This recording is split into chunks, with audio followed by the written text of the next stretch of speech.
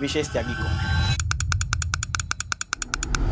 कहाँ से आया है और रियल एस्टेट इंडस्ट्रीज कैसे ज्वाइन किया सर? मैं बाई प्रोफेशन इंजीनियर हूँ, इलेक्ट्रॉनिक्स एंड कम्युनिकेशन से मैंने इंजीनियरिंग की थी। रियल एस्टेट के अंदर कौन ज़्यादा पैसे कमाता है?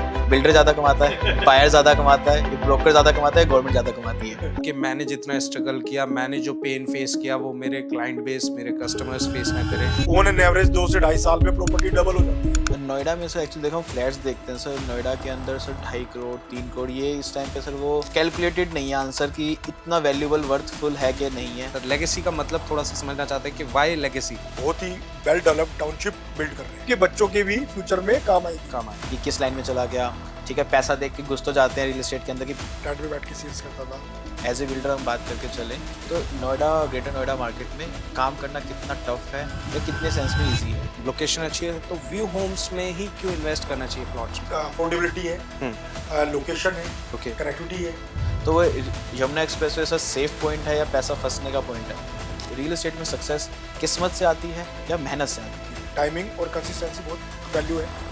तो किस्मत कम है सर, लगे रहना ज़्यादा है। सड़क पे शादी होगी, सड़क पे बैठा सड़क हुआ पे है। बैठा है, पढ़ लिख के इंजीनियरिंग करके एमबीए करके सड़क पे बैठे हो। क्या काम है? ये कोई काम है? इस काम यही काम करना था तो पढ़ाई क्यों की?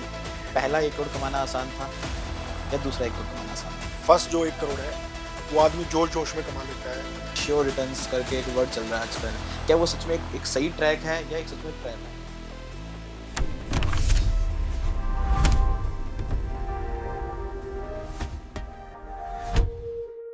दोस्तों, नोएडा में बिल्डर्स तो बहुत हैं, बड़े नाम, बड़े बैनर और बड़े ही वादे, मगर आज हम उस शख्सियत से मिलने वाले हैं जिनका नाम नोएडा रियल एस्टेट के अंदर बड़ा ही जाना पहचाना है।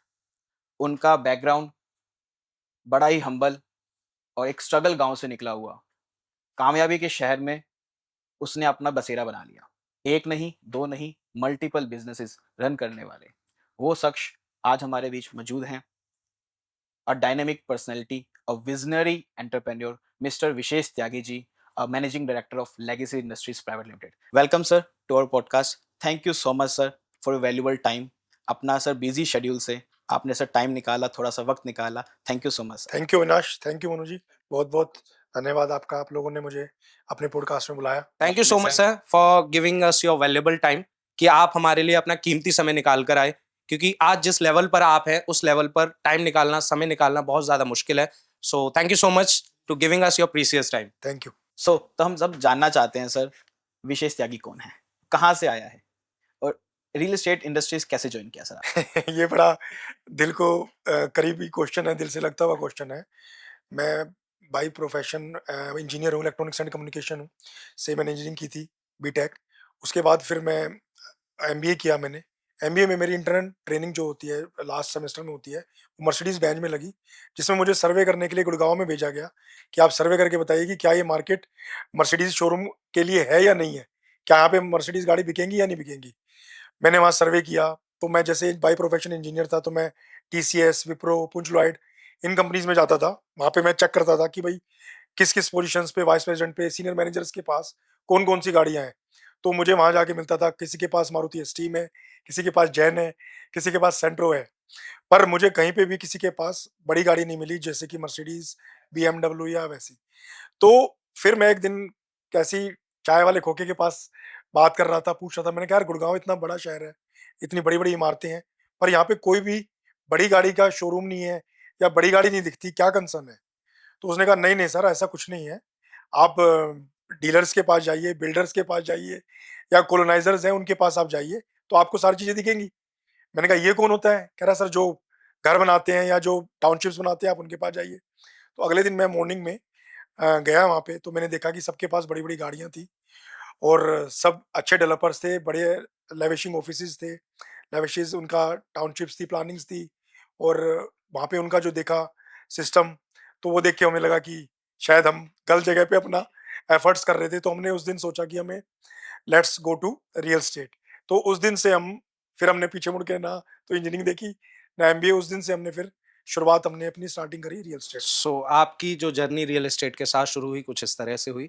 ओके, तो बेसिकली हम थोड़ा सा आपके बैकग्राउंड के बारे में जानना चाहते हैं विशेष सर, कि लाइक आपने कहाँ से अपना स्टार्ट किया। जब कहते हैं कि हम होश संभालते हैं, तो लाइक इंजीनियरिंग से पहले आपका फैमिली बैकग्राउंड, आप कहाँ से बिलोंग करते हैं, सारी चीज़ें XYZ? मैं मनु जी सोनीपत हरियाणा से बिलोंग करता हूँ। मेरे फादर एडवोकेट हैं, मेरी मदर स्कूल टीचर है और सोनीपत से ही मैंने वहाँ से पढ़ाई की, चीज़ें की। एमबीए मैंने अमेठी से किया नोएडा से। तो मैं उस समय 2008 में मतलब 2008 से एमबीए पास आउट यहाँ से किया। तो बेसिकली सर थोड़ा-सा जानना चाहते हैं कि रियल एस्टेट में जो आपका माइंडसेट था एंट्री करने का, वो क्या पर्पज़ था? मतलब रियल एस्टेट ही क्यों? वो जानना चाहते हैं। रियल एस्टेट में एंट्री करने का पर्पज़ मुझे जो उस समय मेरे को जिसने अट्रैक्ट किया, तो उस समय सबसे ज़्यादा अट्रैक्शन जो मुझे हुई वो हुई मनी से, कि मनी है। दूसरा मुझे लगा कि सपने किसी भी इंडस्ट्री में जो पूरे हो सकते हैं वो रियल एस्टेट में पूरे हो सकते हैं। तो मुझे लगता है कहीं न कहीं मनी का और लाइफ़स्टाइल, लग्ज़री चेंज लाइफ़स्टाइल करने के लिए, चेंज का, लग्ज़री करने के लिए। लग्ज़री करने। सर रियल एस्टेट से पहले मैं जानना चाहूँगा कि एक कामयाब आदमी के पीछे, कामयाब इंसान के पीछे किसी ना किसी एक आदमी का सपोर्ट है, किसी ना किसी पर्सन का सपोर्ट होता है। तो आपके पीछे किसका सपोर्ट रहा आपको कामयाब होने के लिए? फैमिली में थे, वाइफ रही या कैसे? शादी से पहले ही हमें ऐसा पर्सन मिल गया, शादी के बाद हमें ऐसा पर्सन मिला? देखिए मेरी लाइफ़ में मेरे फ़ादर का बहुत बड़ा रोल प्ले है। मेरे फ़ादर ने मुझे हर जगह सपोर्ट किया, चाहे मैंने इंजीनियरिंग के बाद स्टेप डिसीज़न लिया कि पापा मैं जॉब करना चाहता हूँ, तो फ़ादर ने कहा ठीक है। जॉब के बाद अगर मान लो मेरा मन लगा कि जॉब नहीं करनी है, अब एमबीए करना है, तो फ़ादर ने कहा ठीक है कोई दिक्कत नहीं कर ले। पापा अब एमबीए कर लिया, अब उसके बाद फिर मेरे को बिज़नेस करना है, तो मेरे फ़ादर ने कहा नहीं यार तू बिज़नेस कर ले, कोई दिक्कत नहीं है। तो मेरे को लगता है मेरे फ़ादर का बहुत बड़ा रोल प्ले है। He is very mature person. उन्होंने मुझे हर डिसीज़न्स में, चाहे पर्सनल हो, प्रोफ़ेशनल में, अच्छी सलाह दी और वैल्यूएबल सलाह दी। और कहीं न कहीं उनका एक्सपीरियंस है, क्योंकि उन्होंने दुनिया देखी है बीइंग एडवोकेट। उनके पास डे बाय डे सारे वही मैटर आते हैं, जो कहीं न कहीं चैलेंजेज़ या डिफिकल्टीज़ रियल लाइफ़ में हम फेस करते हैं। तो उन्होंने उस चीज़ को देखते हुए मुझे अच्छी एडवाइसेज़ दी, जिसको मुझे लगता है कि उनका बहुत बड़ा योगदान है मेरी लाइफ़ में, कि जो मैं उनको टाइम पे उनकी सलाह को, वैल्यूएबल को मैं लाइफ़ में एब्ज़ॉर्ब कर पाया। मैं बेसिकली हरियाणा से बिलॉन्ग करता हूँ। हरियाणा में ना एक कहावत है हमारे यहाँ पे, कोई बंदा काम कर रहा होता है, पढ़ रहा होता है, तो यूँ कहते हैं कि भाई साहब बड़ा ऐसे डीसी बनना है, तू पढ़ा पढ़ता है। अच्छा फेल होता है, तो भी कहते हैं कि यार कौन सा ऐसे डीसी बनना था, फेल ही तो हुआ है। एग्ज़ैक्टली। तो वहाँ पे क्या है, वो वहाँ के पेरेंट्स जो है मुझे लगता है बहुत डाउन टू अर्थ, हम्बल और पीस मतलब काम है। तो उनको मुझे लगता है कि इतना इन चीज़ों के लिए उनके लिए नॉर्मल है। पर हाँ, ये मैं ज़रूर कहना चाहूँगा कि कहीं न कहीं प्राउड फील तो होता ही है, कि अगर बच्चा सक्सेसफुल है, सक्सेसफुल है। तो कहीं न कहीं उनके मन में आता होगा माँ-बाप के कि भई बच्चा एक स्ट्रगल की है, स्ट्रगल के बाद कोई अचीवमेंट की है, तो उसको उनको प्राउड फील डेफिनिटली होता होगा। तो स्कूलिंग में विशेष त्यागी जी कैसे थे? बैक बेंचर थे, फ्रंट सीटर थे, स्पोर्ट्स पर्सन थे या लाइब्रेरी वाले पर्सन थे? मैं स्कूल कॉलेज में बैक बेंचर था और स्पोर्ट्स पर्सन था, और लाइब्रेरी वाला तो नहीं था, पर लेकिन मैं था मतलब स्पोर्ट्स पर्सन और बैक बेंचर। तो आपके मायने में से सक्सेस का मतलब क्या है? मुझे लगता है सक्सेस के का मीनिंग है कि आप जो आपने कोई गोल सोचा है, या मन से आप शुरू से आपने कोई गोल किया है कि मेरे को अचीव करना है, तो वो गोल को अचीव करना या उसको करते रहना, मतलब एक जर्नी का पार्ट, मुझे लगता है वो एक सक्सेस है। एक कंसिस्टेंसी के साथ। कंसिस्टेंसी एक सक्सेस है। अदरवाइज़ देखो, ये ऐसा नहीं है कि भई फ्री टाइम हो जाता है। आदमी जैसे-जैसे आगे बढ़ता है वैसे-वैसे वो ऑक्युपाइड होता जाता है। एग्री करते हैं कि ट्रैवलिंग करते हैं, जाते हैं, हेल्दी लाइफ़स्टाइल के लिए एक्सरसाइज करते हैं। ये एक पार्ट ऑफ लाइफ़ है, पार्ट ऑफ सक्सेस है। क्योंकि अगर आप हेल्दी नहीं हो तो आप सक्सेसफुल नहीं हो सकते। फर्स्ट मेजर जो कंसिस्टेंसी में जो सबसे बड़ा ड्रॉबैक आता है हर आदमी की लाइफ़ में, अगर he is not fit, he is not healthy, तो वो सक्सेसफुल नहीं हो सकता। क्योंकि अगर आप देखोगे कहीं पे भी गूगल पे भी डालते हो कि 7 steps to become millionaire, 7 steps to become billionaire, तो उसमें सबसे फर्स्ट पॉइंट आता है कि you should be healthy, you should be fit. तो वो एक पार्ट है। दूसरा स्पिरिचुअलिटी, मुझे लगता है कि वो over the period of time धीरे-धीरे आती है, जब हमारे लिए एक मटेरियलिस्टिक चीज़ों की वैल्यू कम होने लग जाती है, तो वो धीरे-धीरे आती है, पर लेकिन अभी हम स्टेज पे नहीं है, क्योंकि extreme of materialism is starting of spiritualism, तो अभी हम एक्सट्रीम पे नहीं गए हैं। अभी सफ़र काफ़ी है और लंबा तय है। करेंगे। ओके। लंबा है। लंबा तो नहीं है पर करना है। ऑलराइट। सो सर आपकी जर्नी में सर अगर मैं एक एग्जांपल लेके चलूँ या क्वेश्चन आपसे करूँ मैं कि प्रैक्टिकल एक्सपीरियंस ज़्यादा इम्पोर्टेंट है या एजुकेशनल इम्पोर्टेंट है सक्सेसफुल होने के लिए? आपका मायना क्या है उसमें? देखिए, मुझे लगता है सबसे ज़्यादा जो वैल्यूएबल है वो है एजुकेशनल क्वालिफ़िकेशन। आपको एजुकेट होना बहुत मस्ट है। अगर आप एजुकेट नहीं है तो आप सक्सेस नहीं हो सकते, या सक्सेस बाय चांस अगर आप हो जाते हैं तो आप उसको रिटेन नहीं कर सकते। सक्सेस का होना और एजुकेशन का होना बहुत मस्ट है। हाँ, प्रैक्टिकल एक्सपीरियंस आपका over the time of period आता है, जो आप एक्सपीरियंस से सीखते हैं अपने लाइफ स्टेजेस में। पर लेकिन मैं कहूँ सिर्फ प्रैक्टिकल से सीखते हैं, ऐसा नहीं है। देखिए, एक्सेप्शंस आर एवरीवेयर। कोई किसी की कोई ज़मीन चली गई, किसी को कोई लॉटरी मिल गई, वो इस चीज़ को सस्टेन नहीं कर पाता क्योंकि वो उसको मेंटेन नहीं कर पाता, ना उसको मैनेज कर पाता क्योंकि वो एजुकेटेड नहीं है। और आज की डेट में आपको हर चीज़ करने के लिए, कहीं इन्वेस्ट करने के लिए, कहीं स्पेंड करने के लिए या कोई आपको शौक भी करना है, तो आपको मुझे लगता है एजुकेशन बहुत ज़रूरी है। एजुकेशन का एक पार्ट लाइफ में हमेशा होना चाहिए, जो हर आदमी को एक सीरियस होके करना चाहिए। वो एग्जैक्टली। मेंटली प्रेशर को हैंडल करना सिखाता है। मेंटली प्रेशर को हैंडल करना सिखाता है, बिल्कुल एग्री करता है। और दूसरी चीज़ क्या है कि आप जब बढ़ते हैं, चीज़ें करते हैं, तो आपको एक जर्नी दिखने लग जाती है कि भाई ये स्टेजेस होती हैं। आप नहीं बढ़ते तो आप उस सिचुएशन को हैंडल ही नहीं कर पाएँगे। तो बिल्कुल जो आपने कहा कि भई वो ब एकदम से मेंटली स्ट्रेस आएगा तो आप उसको कोप अप नहीं कर पाएँगे, तो वो कहीं न कहीं आपको वो आपके ऊपर हैवी हो हाँ, जाएगी। हावी हो जाएगा। सर मैं देख रहा हूँ नोएडा के अंदर ना कि रियल एस्टेट में लोग आते हैं और बहुत जल्दी सक्सेस ले जाते हैं। ठीक है, बट जब उनके साथ बैठते हैं, उनसे बात करते हैं तो ऐसा लगता नहीं है कि ये बंदा डिज़र्व करता है। तो आपके मायने में सर रियल एस्टेट में सक्सेस किस्मत से आती है या मेहनत से आती है? आपने ऐसे लोग भी देखा होगा जिन्होंने बहुत जल्दी सक्सेस अचीव की, पर वो बहुत जल्दी गिर भी जाते हैं, क्योंकि उस सक्सेस को वो मेंटेन नहीं कर पाते और कंसिस्टेंसी नहीं बना पाते। तो दोनों तरह के एग्जाम्पल हैं हमारी सोसाइटी में। पर मेरी ओपिनियन में मुझे लगता है कि टाइमिंग और कंसिस्टेंसी बहुत वैल्यू है, जिसकी वजह से आप रियल एस्टेट में सक्सेसफुल हो सकते हैं। तो किस्मत कम है, सर लगे रहना ज़्यादा है। हाँ, मेरी ओपिनियन है कि लगे रहना बहुत ज़रूरी है। सो बेसिकली सर, जैसा अविनाश जी के साथ आपने डिस्कस किया किस्मत और मेहनत, तो बेसिकली जो नए लोग एंटर कर रहे हैं रियल एस्टेट के अंदर, उनके लिए आप क्या कहना चाहेंगे? कैसे उनको कंटिन्यू करना है? कुछ उनको गाइडेंस देना चाहेंगे? उस पर सर थोड़ा-सा हम जानना चाहते हैं। देखिए, ज़्यादातर मनोराज जी, जो मैंने देखा है, नए लोग ज़्यादातर फैंसी लाइफ़स्टाइल, लग्ज़रियस पार्टीज़ और बड़ी गाड़ियाँ, बड़ी गाड़ियाँ, बड़ी बेल्ट्स, पर्स, वॉलेट्स ये देख के मतलब अट्रैक्ट होते लग्ज़री को देखकर हैं। एंटर कर लग्ज़री को रहे हैं। देख के अट्रैक्ट होते हैं और ओके, एंटर होते हैं। पर एक टाइम के बाद वो स्ट्रगल नहीं देख पाते जो स्ट्रगल रियल एस्टेट माँगती है। क्योंकि इसमें लॉन्ग टर्म तक पेशेंस चाहिए, वेट चाहिए। तो अगर वो कर सकते हैं, दोनों चीज़ें हैं। पैसे के साथ अगर उनमें मेहनत करने की भी काबिलियत है, तो उनके लिए अच्छा है। पर अदरवाइज़ वो सिर्फ़ लग्ज़री को चाहते हैं और मेहनत और स्ट्रगल नहीं कर सकते, तो लॉन्ग टर्म के लिए उनके लिए मेंटेन करना चीज़ें थोड़ा-सा कॉम्प्लिकेटेड। तो सक्सेस भी आपने देखा है सर, स्ट्रगल भी देखा है। तो ज़्यादा डिफ़िकल्ट क्या है सर? सक्सेस हैंडलिंग या स्ट्रगल हैंडलिंग? अविनाश जी, अगर आप स्ट्रगल देखते हैं, स्ट्रगल इंसान खुद देखता है।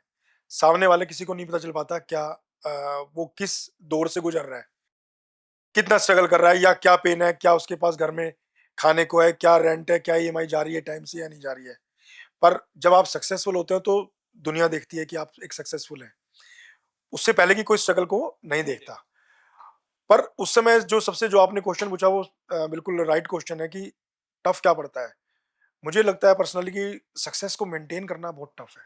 क्योंकि जब आप स्ट्रगल कर रहे होते हो तो आप एक डिसिप्लिन्ड होते हो, काम कर रहे होते हो, वर्किंग में होते हो, वर्किंग मोड होता है, बीस्ट मोड होता है।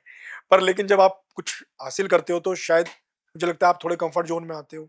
आपके एक्सपेंस, आपकी लग्ज़री, आपकी मेहनत थोड़ी-सी मुझे लगता है कंफर्ट ज़ोन में आ चुकी होती है।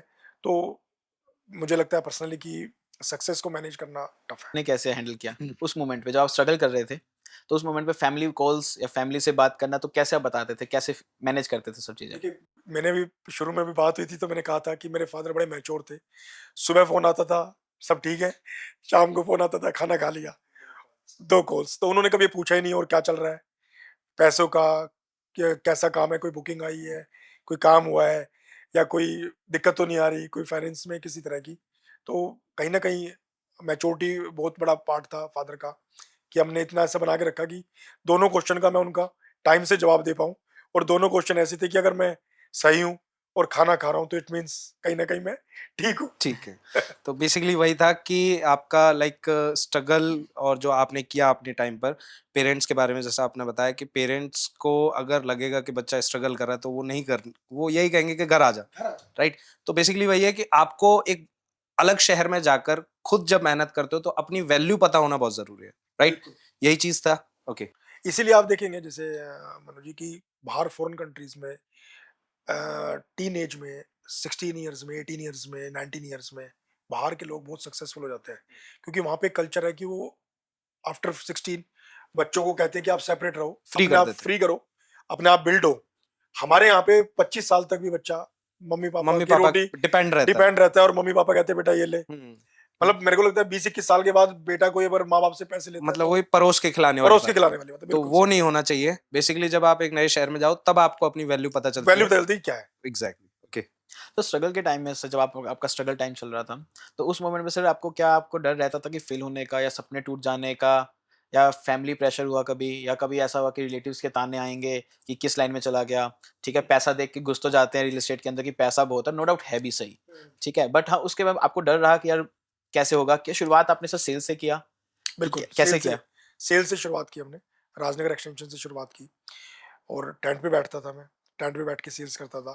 तो बिल्कुल आपने सही कहा, माँ-बाप का आता था कि भाई साहब कोई शादी भी नहीं करेगा, कैसे शादी होएगी? सड़क पे बैठा सड़क हुआ है। पे बैठा है, पढ़ लिख हम्म, के इंजीनियरिंग करके, एमबीए करके तुम सड़क पे बैठे हो, क्या काम है? ये कोई काम है? यही काम करना था तो पढ़ाई क्यों की?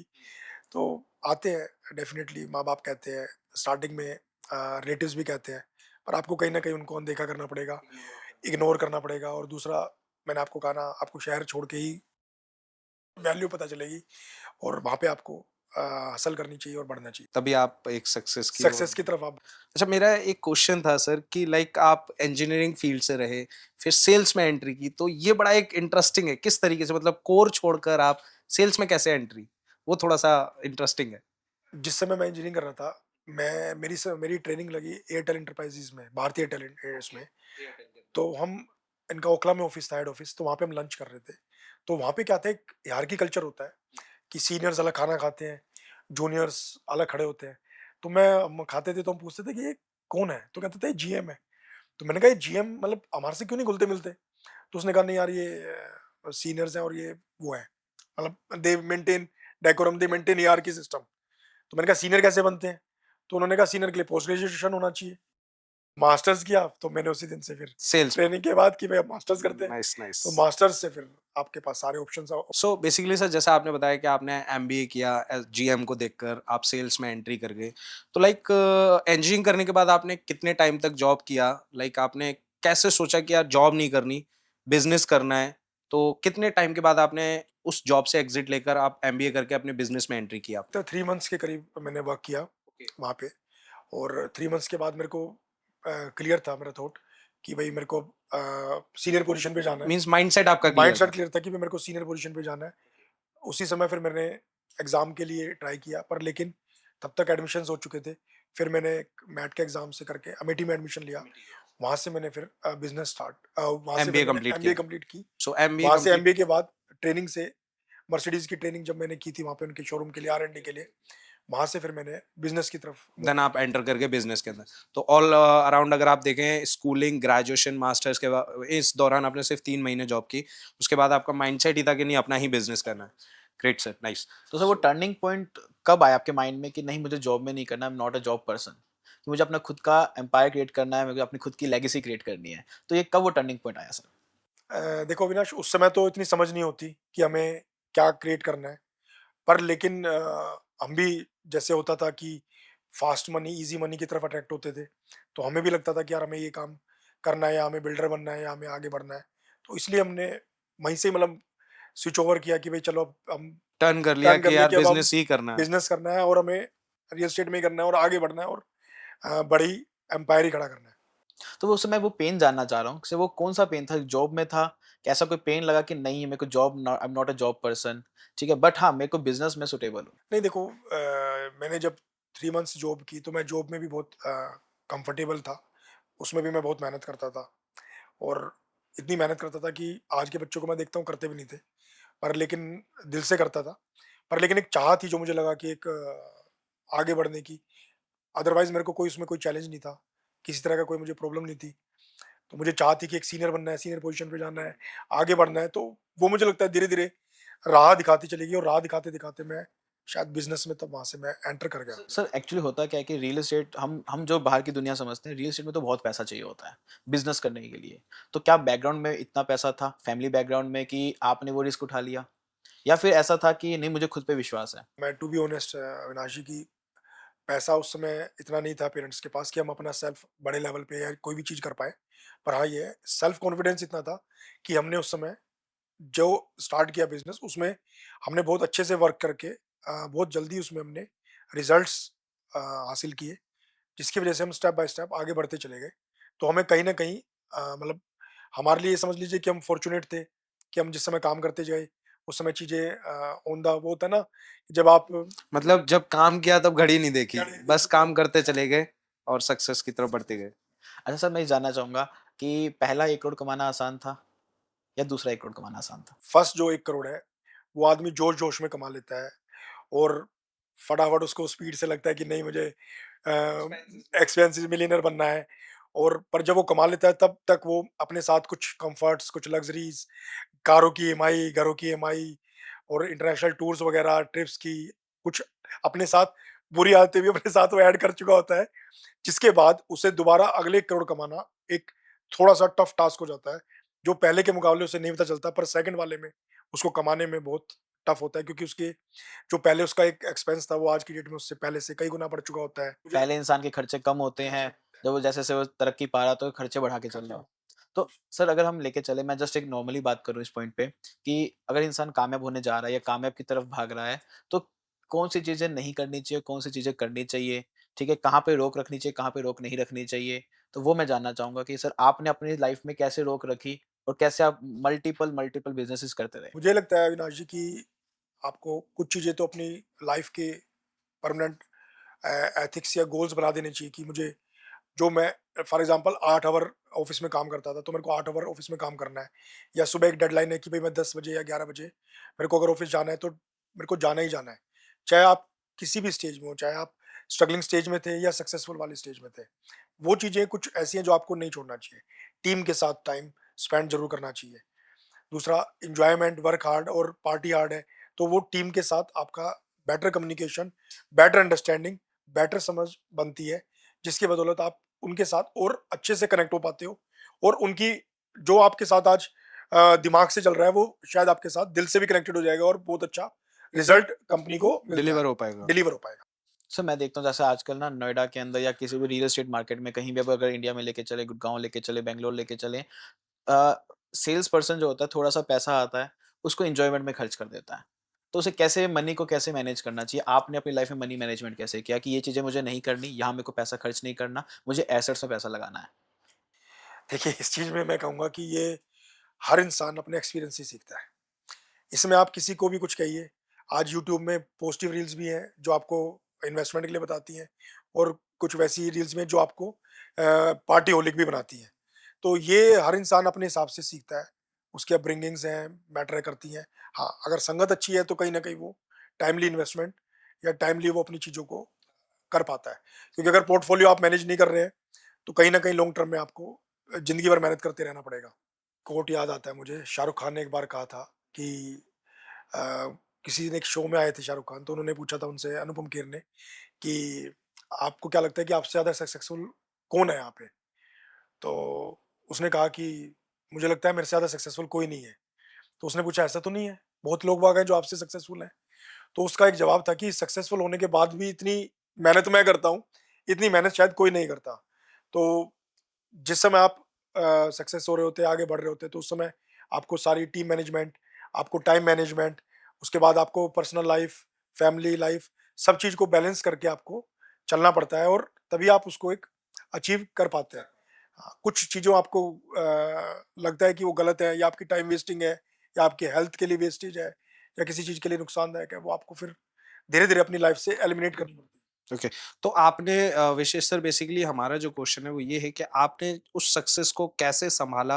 आपने अपनी मनी मेकिंग जो आपने स्टार्ट की पैसा बनाना रियल एस्टेट के अंदर, उसमें कैसे इन्वेस्ट किया? नए जो रियल एस्टेट में एंट्री कर रहे हैं हमारे कलीग्स, फ्रेंड्स, उनको क्या सजेस्ट करना चाहेंगे कि आप जो कमा रहे हैं, जो इनकम सक्सेस की तरफ बढ़ रहे हैं, उसको कैसे संभाला जाए? उस देखिए, एक कैसे आपने बैलेंस किया कहावत जाए? सुनी होगी कि जब भगवान देता है तो छप्पर फाड़ के देता है जी, और जब लेता है तो थप्पड़ थप्पड़ मार के मार के लेता लेता है। है। बिल्कुल, बिल्कुल, तो ये बात किसी न किसी एक्सपीरियंस आदमियों ने, बड़े बूढ़ों ने बनाई होगी। बनाई होगी।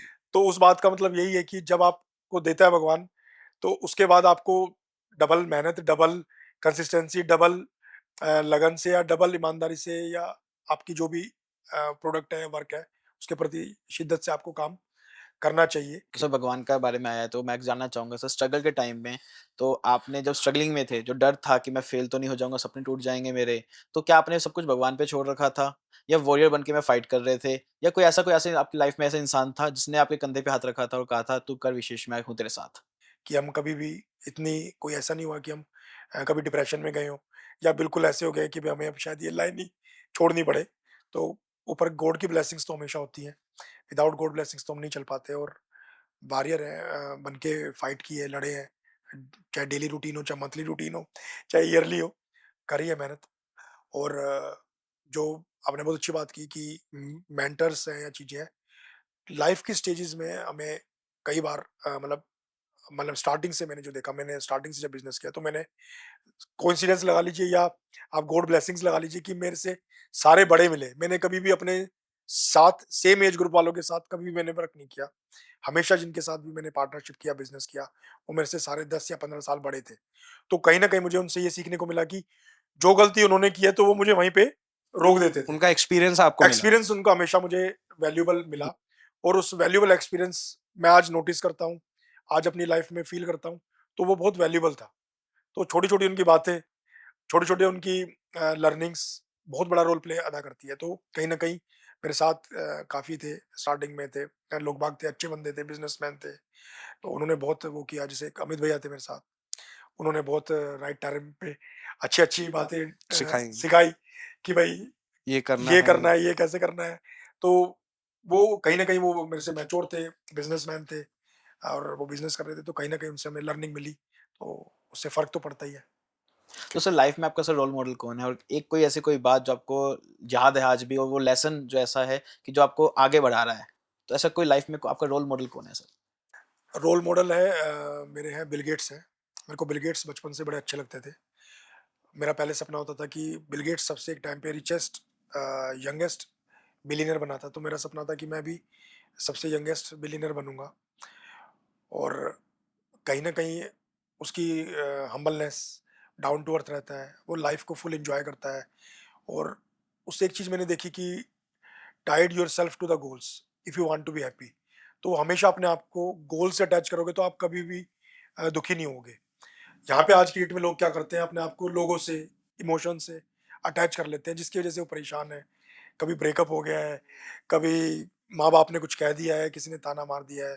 तो कहीं ना कहीं मुझे लगता है कि you should tie your self to the goals if you want to be happy in your life. तो बिल गेट्स का मुझे लगता है बहुत बड़ा Means you have to know your goals, कि what is your target, where you want to go, like गोल से आप अटैच रहोगे, मतलब गोल्स के ऊपर हो तो आपको फिर कोई जाएगा कोई आएगा उससे अदर दुख नहीं चीजों होगा, पे फोकस नहीं क्योंकि होगा। आपका गोल पे फोकस है। तो आप कहीं ना कहीं उसको अचीव करने के लिए जब भागोगे तो आप वो होता है ना कि भाई जब आप तारे को पाने की पाने कोशिश की कर रहे हो कोशिश तो कहीं ना कहीं चांद तो मिल ही जाएगा। कर सही। तो Okay. छोटी मोटी चीजों पे कोई ध्यान नहीं देगा फिर। ओके, सो विशेष सर, जैसा आपने बताया कि आपका बिजनेस माइंडसेट कैसे, आपका टर्निंग पॉइंट क्या था जॉब छोड़कर मास्टर्स करने के बाद आप रियल एस्टेट में, तो बेसिकली आपने रियल एस्टेट में आपका जो एंट्री पॉइंट था वो किस तरीके से रहा, लाइक नोएडा, ग्रेटर नोएडा से शुरुआत की या कहीं किसी अदर शहर से शुरुआत की, एज अ ब्रोकर शुरू किया, एज अ ब्रोकर फर्म शुरू किया, वो थोड़ा सा हम आपसे जानना चाहते हैं। अविनाश जी, मैंने 2008 से रियल स्टेट में एंट्री की। मेरे फादर एक्सप्रेस बिल्डर्स हैं, उनके लॉयर थे। तो मेरे फादर ने वहाँ पे मेरी ट्रेनिंग करवाई कि रियल स्टेट में तू जाना चाहता है तो एटलीस्ट पहले देख ले कि है क्या? है क्या। तो मैंने वहाँ पे ट्रेनिंग करने में वहाँ गया। तो जैसा मैंने बताया तो वहाँ पे हमें कुछ लोग मिले। इंटर्न रहे। इंटर्न था तो वहाँ पे मुझे कुछ लोग बोले मिले। इसमें 2 बैंकर थे, 2 रियल एस्टेट में जॉब करते थे। तो उन्होंने कहा कि मिले हम वहाँ पे। तो मैं जब वहाँ पे वर्क कर रहा था तो मैं बीइंग इंटर्न, मैं उन जो वहाँ पे वर्क जॉब कर रहे थे उनसे ज़्यादा बुकिंग्स कन्वर्जन्स मेरे आते थे। बिजनेस आ रहा था, रेवेन्यू आ रहा था। रिवेन्यू मेरा उनसे ज़्यादा आता था। ग्रेट। और वो मुझे आके कहते थे कि सीनियर्स भाई हल्का हाथ रख, ऐसे मत कर, लाला जी बिगड़ जाएँगे, तो हल्का हाथ रख। तो मैंने कहा यार ऐसा कुछ है नहीं, मतलब नॉर्मल चीज़ है, क्लाइंट को अच्छे से मैं फैसिलिटेट करता हूँ, समझा रहा हूँ, तो बिज़नेस आ रहा है, कोई ऐसा नहीं है। पर फिर उन्हें थोड़ा-थोड़ा मुझे ऐसा लगा कि उन्हें लगने लगा कि भई ये रुक नहीं रहा है। तो उन्होंने फिर मेरे को लगा कि मेरी एनर्जी चैनलाइज़ कर देते हैं, कि हम एक काम करते हैं, हम चलो मिलके बिज़नेस करते हैं, बाहर करते हैं। तो मैंने वहाँ से फिर being a broker firm company start की। तो बेसिकली आपने जैसे बताया विशेष सर कि लाइक आपने जॉब किया अपने फादर की किसी कंपनी में, right? Training trade. So basically like आपने कितने समय आप वहाँ पर रहे अप्रोक्स? 1 डेढ़ महीने। तो 1 डेढ़ महीने में आपने इतना अच्छा रेवेन्यू दिया कि लोगों ने आपको एक्सेप्ट किया कि चलो बिजनेस करते हैं। बिल्कुल, क्योंकि मनराज जी, हमने इंजीनियरिंग में इतनी टफ पढ़ाई करी थी और क्लाइंट से बातें करना, एग्जैक्टली ये होता क्लोजिंग है करना तो इतना आसान बेसिकली। लगा हमें कि ये तो बहुत आसान काम है। ओके। तो वो हँसते थे मुझे कि मेरे साथ कई 2-1 एक्सपीरियंस ऐसे हुए, जैसे मैं वहाँ पे बैठता था, तो मैं क्लाइंट को अटेंड करता था, तो 8-8 घंटे हो जाते थे, क्लाइंट उठता नहीं था। ओके। हाँ, तो जीएम आ जाते थे बीच में, भाई सब ठीक है? एक मीटिंग में 8 घंटे। हाँ, 8 घंटे पका देता था मैं कि भाई, वो थका ऐसा लगता देते था थे। थका देता था। और वो क्या कहते हैं कि उसको लगता था कि भाई मैं ले लेता हूँ मेरे सारे क्वेश्चंस, फुलफिल पूरा हो गए। फ्लो पूरा सैटिस्फाई करके मैं भेजता था। तो सर मैं ये जानना चाहूँगा कि ये ब्रोकर फर्म ओपन करना है सब चीज़ें ठीक है, वो माइंड लेके चलते हैं कि हाँ हमने जॉब नहीं करना है, अपनी रियल एस्टेट में करना है। ब्रोकर फर्म से बिल्डर फर्म में पहुंचना थोड़ा डिफिकल्ट टास्क हो जाता है। ब्रोकर फर्म में मेरे को ऐसा लगता है कि हमें सेल्स देखनी है, हमें मार्केटिंग देखनी है, हमने आफ्टर सेल्स का प्रोसेस देखना है। बिल्डर फर्म में हमें सिर्फ बहुत सारी चीज़ें देखनी पड़ती है, कंस्ट्रक्शन देखना होता है, बहुत सारी लीगलिटीज़ देखनी पड़ती हैं, वो ऑफिस संभालना पड़ता है, सेल्स टीम संभालनी पड़ती है, मार्केटिंग संभालनी, ऑपरेशन संभालने पड़ते हैं। तो कैसे मैंने अब जैसे आप ब्रोकर फर्म अपने नाम जब आपने स्टार्ट किया, उसके बाद कैसे हम बिल्डर फर्म तक पहुँचे? ये भी एक जर्नी है। आप हर मेरे को लगता है कि हर चैनल पार्टनर का कहीं न कहीं एक लॉन्ग टर्म गोल होता है कि वो बिल्डर बने। तो हमें भी लगता था कि हम चैनल पार्टनर से अंडरराइटर बने। हाँ, ये चीज़ मुझे लगता है हमेशा कि अंडरराइटर फार मच कंफर्टेबल होता है as comparison to builder. Builder. Okay. मतलब मुझे लगता है कि चैनल पार्टनर और बिल्डर से ज़्यादा अच्छा जो कमाता है और मज़े करता है लाइफ़ में, वो एक अंडरराइटर है। तो हमने अंडरराइटर बन के काफ़ी टाइम काम किया। तो कुछ बिल्डर्स के पास हमें टाइमली पेमेंट्स हमें नहीं मिला। तो जिसकी वजह से हमने बहुत स्ट्रेस लिया, क्योंकि हमने हेवी इन्वेस्टमेंट किया हुआ था उनके पास। फिर बीच में नोटबंदी हुई, चीज़ें आई तो उन्होंने हमें कुछ इन्वेंटरीज़ हमें दे दी कि आप ये इन्वेंटरीज़ ले लीजिए। तो हमें कहीं न कहीं सेटबैक लगा। तो फिर हमारे मन में आया कि नहीं यार चलो, अब अपना ये धीरे-धीरे स्टार्ट करते हैं। तो अपना धीरे-धीरे स्टार्ट हमने बिल्डर फर्म में तो बहुत सारे इश्यूज़ आ जाते हैं कि हमें साइट भी देखनी है। सबसे इम्पोर्टेंट है कि एक साइट पसंद करनी है, कि आपकी सबसे इम्पोर्टेंट मुझे ऐसा लगता है कि लैंड चूज़ करना ही सबसे बड़ा मेन टास्क होता है, कि आपको पसंद आनी चाहिए, उसके बाद एंड कस्टमर्स तक वो साइट पसंद आनी चाहिए। उसके बाद सारी लीगैलिटीज़ देखना, सारे पेपर्स सब कुछ चेक करना, उसके बाद ऑपरेशनल सँभालना, साइट सँभालना, मल्टीपल टास्क्स हो जाते हैं। तो सर आपको ये डर नहीं लगा कि अब मैं ठीक हूँ, अंडरराइट में ही ठीक हूँ, कि मैं यहाँ पे इतना ही कर लेता हूँ, ब्रोकर फर्म में ठीक हूँ, नहीं जाता मैं उस चीज़ में, या मतलब कि क्या माइंडसेट था? क्यों मतलब कि उस माइंडसेट में जाना क्यों? अ, अविनाश, जिस समय हमने अंडरराइटिंग करी हुई थी, तो उस समय नोटबंदी हुई। नोटबंदी होने के बाद सारे बिल्डर्स के ने सब जगह से पैसा स्टक हो गया। हमने अच्छे-अच्छे डेवलपर्स हैं, जैसे गैलेक्सी है, वीवीआईपी है, आइडिला है, कोर्सन्स है, 7-8 अच्छे डेवलपर्स थे, उनके पास हमने अंडरराइटिंग अच्छी हैंडसम अंडरराइटिंग करी हुई थी। और कहीं न कहीं जब नोटबंदी हुई तो कहीं न कहीं बिल्डरों ने उस चीज़ का इम्पैक्ट बिल्डरों पे भी आया, क्योंकि कहीं न कहीं मैन्युफैक्चरर तो वही है। तो उनके आए तो कहीं न कहीं हम भी करेंगे। तो वहाँ से हमें दिक्कतें आनी स्टार्ट हुई पेमेंट्स को लेके, फिर इन्वेस्टर्स का प्रेशर्स बार-बार कि भाई साहब पे-आउट्स का दो, क्या करना है, कैसे करना है? क्योंकि कहीं न कहीं इन्वेस्टर को अपने एंड प्रॉफिट से मतलब होता है, उसको हमारी वही मैंने आपको कहा ना स्ट्रगल से, ना जर्नी से कोई उसको कोई कंसर्न नहीं होता है। तो उसके बाद हमें फिर धीरे-धीरे लगा कि अब हम कोई भी पैसा लें तो एटलीस्ट हम पैसा हमारे पास अगर हम कोई एसेट में लगाते हैं या हम किसी भी ज़मीन पे लगाते हैं, तो वो चीज़ तो हमारे पास है। अभी तो हमारे पास सिर्फ़ एक इन्वेंटरी है, बिल्डर कोई चीज़ बना ही नहीं पाया, कोई चीज़ कर ही नहीं पाया, तो वो पैसा एक एयर में है, हवा में है। तो वो पैसा किसी से लेना एक बहुत टफ़ हो जाता है, अगर आप जेनुइनली तरीके से भी देखो।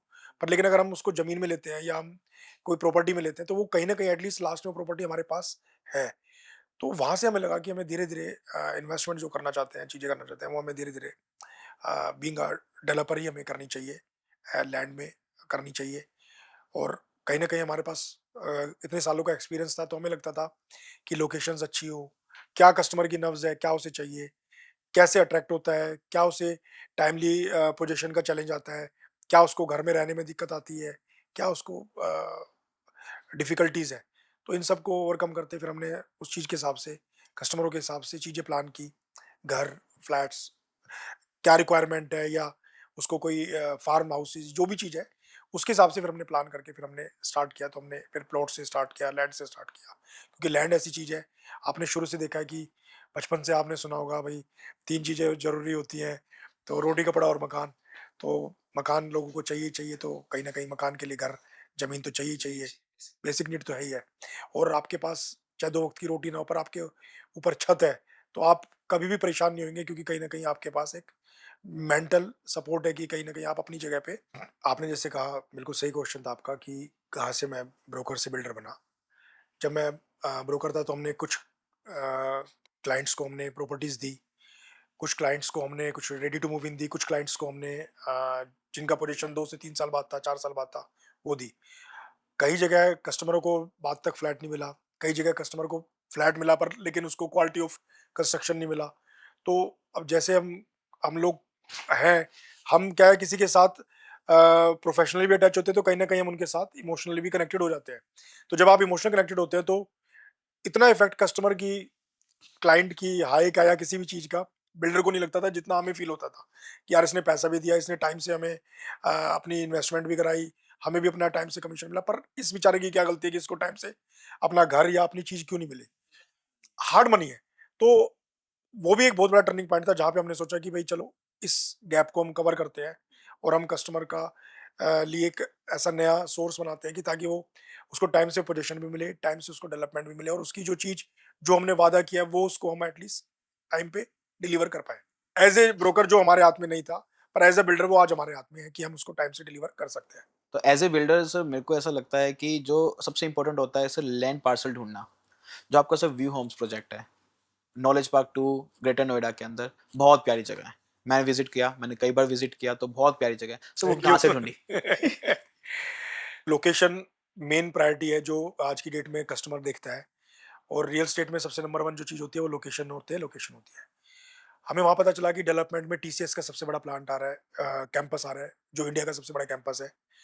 डाटा सेंटर्स आ रहे हैं फेसबुक के, उसके बाद नोएडा इंटरनेशनल एयरपोर्ट आ रहा है, और इंटरनेशनल एयरपोर्ट को, डाटा सेंटर को बनने में या कैंपस को बनने में कहीं ना कहीं 2 से 3 साल या 5 साल लगेंगे। एग्जैक्टली। पर कस्टमर कुछ ऐसे हैं जिनको इमीडिएट बेसिस पे चीजें चाहिए, तो वो हमें लगा कि ये इस लोकेशन में है जो सारी पॉइंट्स को, क्राइटेरिया को मीट आउट करता है। वहाँ पे मेट्रो भी 1 किलोमीटर की दूरी पे है, वहाँ पे आपकी स्कूल्स भी है, आपके कॉलेजेस भी हैं, हॉस्पिटल्स भी हैं, आपके मॉल भी है, आपका सैलून भी है, हल्दीराम बीकानेर वाला भी है। आपकी जो भी आपकी एक ह्यूमन पर्सन की रिक्वायरमेंट है, जिम की या खाने की, सैलून की, सब वहाँ पे वो 1 किलोमीटर के रेडियस में है। उसके बाद क्या आता है सबसे ज़्यादा रिक्वायरमेंट कि भाई मेरी घर के पास कुछ अच्छा पोर्श एरिया हो। तो आपके घर के पास 1 किलोमीटर की दूरी पे एक्सपो सेंटर है, जहाँ पे हर 3 महीने में मोदी जी आते हैं और हर महीने में योगी जी आते हैं। तो उससे पोर्श एरिया आज की डेट में इंडिया में क्या हो सकता है, जहाँ पे आपका अच्छे अच्छे बड़े इवेंट्स होते हैं, बड़े बड़े कंट्रीज के एक्सपेट्रिएट्स आते हैं, और नए नए लोग आते हैं, निवेशक आते हैं, इन्वेस्टर्स आते हैं, और ऑल ओवर इंडिया से वहाँ पे टूरिस्ट और क्लाइंट्स आते हैं जो उस एरिया को देखते हैं। तो हमारे लिए कोई अच्छी अपॉर्चुनिटी है कि भाई वहाँ पे हम लोगों के पास हैं, तो हमको लगा कि एक सबसे प्राइम लोकेशन एरिया है जो इस समय अवेलेबल है, पीस ऑफ लैंड। तो हमने उस पे फिर परचेज़ किया, उस पे वर्क करना स्टार्ट किया, तो उसको आज बना रहे हैं, और अगले साल तक आप देखेंगे कि उसको एक बहुत अच्छे रूप हम दे चुके होंगे, तो बढ़िया वो एक टाउनशिप बन के आएगी। ओके। तो सर देखिए जैसे मैं जानता हूँ कि मैंने मैंने वहाँ पे व्यू किया, व्यू होम्स में मैंने विजिट किया। विजिट करने के बाद मेरे को लगा कि सर यमुना एक्सप्रेस से बिल्कुल नियर अबाउट 500-700 मीटर के डिस्टेंस पे आपका जीरो पॉइंट आ जाता है। Knowledge park 2 metro station 1 minute के 2 मिनट के ड्राइव पे मिला मुझे। मार्केट भी पास, सब चीज़ें पास, और इतना सस्ता लैंड पैच कि हम अगर बायर के पास जाते हैं तो नोएडा जैसे शहर में ले प्लॉट खींचना, प्लॉट में जाना, वो भी इतने सस्ते अमाउंट के अंदर। तो सर ये मतलब मेरे को तो ये समझ नहीं आया कि नोएडा, ग्रेटर नोएडा के अंदर इतना सस्ता पैच लेके आना। ये तो सर टायर 2 सिटीज़ के अंदर होता है कि ठीक है आप गाँव की ज़मीन जा रहे हो, वहाँ पे जा रहे हो, बट ये तो सर पॉश एरिया है। ये देखिए, ये हमारी लक है, किस्मत। किस्मत है कि हमें बाय गॉड ब्लेसिंग्स हमें अच्छी चीज़ मिली, और हम उसको डेवलप कर रहे हैं। कई बार क्या होता है अविनाश की कुछ चीज़ ऐसी होती है जो हमारे पास होती हैं पर हम उसे देख नहीं पाते। तो आज की डेट में मैक्सिमम सारे लोग यमुना एयरपोर्ट या यमुना हाईवे की तरफ जाते थे कि नोएडा इंटरनेशनल एयरपोर्ट आ रहा है, वहाँ पे जाते हैं, वहाँ पे जाते हैं। पर हमें वहाँ लगा कि वहाँ पे अभी आने में, डेवलप होने में अभी 10 साल लगेंगे। पर लेकिन हमारी जो प्रोजेक्ट की लोकेशन है वो आप अभी घर बनाइए, अभी इमीडिएटली रह सकते हैं, क्योंकि वहाँ पे आपकी सारी ज़रूरत की सारी चीज़ें हैं। तो हमें लगा कि पास भी है, और आपकी एमिनिटीज़ जो है, जो नई इंफ्रास्ट्रक्चर वो आ रही है डेवलपमेंट्स, उसके आप करीब भी हो, तो इसलिए हमें लगा कि सबसे प्राइम लोकेशन यही है, तो हमने उससे बात चीज़ें करी, तो हमने उसको लिया। का जो आपने जो नाम चुना लेगेसी, इसके पीछे की क्या कहानी है सर? लेगेसी का मतलब थोड़ा-सा समझना चाहते हैं कि व्हाई लेगेसी? देखिए अनुराग जी, लेगेसी का मतलब होता है विरासत। जी। अब हमारी लेगेसी लैंड से भी अलग, क्लाइंट्स की भी है। कुछ कस्टमर ऐसे थे जिनके पेरेंट्स ने हमारे साथ पैसा इन्वेस्ट किया, आज उनके बच्चे भी हमारे साथ पैसे इन्वेस्ट कर, कस्टमरों ने हमारे साथ एक टाइम पे 10-10 लाख रुपए लगाए और उनको हमने करोड़ रुपए तक भी बेनिफिट दिया। बेनिफिट देने के बाद भी वो कस्टमर उन पैसों को निकालने को तैयार नहीं था हमारे पास से, कंपनी से, कि भाई साहब, हम कहते थे कि यार कहीं और कुछ और देख लीजिए, कर लीजिए, पर उनको लगता था नहीं यार, हमें आपके पास ट्रस्ट है, कॉन्फिडेंट है, आपने जो कहा वो चीजें करी, उससे ज्यादा आपने डिलीवर किया। तो कहीं ना कहीं ये कस्टमर्स की भी लेगेसीज है जो हमारे साथ एक अटैच है, चैनल पार्टनर्स की भी लेगेसीज है जो हमारे साथ अटैच हैं। लोग बाग जो हमसे जुड़ते हैं वो कहीं ना कहीं पॉजिटिव मार्केटिंग करते हैं, माउथ मार्केटिंग करते हैं, जिससे लोग बाग आते हैं। और क्लाइंट को टाइमली डिलीवरी, टाइमली हमने जो उनको कमिटमेंट्स दी थी वो हम करते हैं, तो उसकी वजह से भी कस्टमर आते हैं। वो पेन हम क्यों समझ पाए, क्योंकि हमने as a being a broker की तरह हमने पहले काम किया, तो हम उसका कहीं ना कहीं एक हार्ट में एक दर्द होता है, वो हमने फील किया हुआ है, समझ पाए, जो आज की डेट में कुछ बिल्डर्स नहीं कर पाते, क्योंकि उनको पिताजी से, दादाजी से विरासत में वो एज ए डायरेक्टर बन के आ जाते हैं। पर वो पेन आदमी तब समझता है जब उस पेन से, उस जर्नी से खुद गया हो, निकला है। अब हमने उस जर्नी को फील किया है, कस्टमरों का एहसास, दर्द का एहसास देखा है, अच्छे अच्छे लोगों को परेशान देखा है, तो इस वजह से आज हम उस मोड़ पे आ पाए कि अब हम कस्टमरों को ये कहते हैं कि छाती ठोक के कि भाई हम आपकी लेगेसी बनाने में, हम और आप साथ हैं, तो आपकी अब आपकी आप लेगेसी हम विरासत बनाएंगे, हम बना विरासत कर देंगे। बनाएंगे। ओके। तो आप आज हमसे कोई चीज लोगे,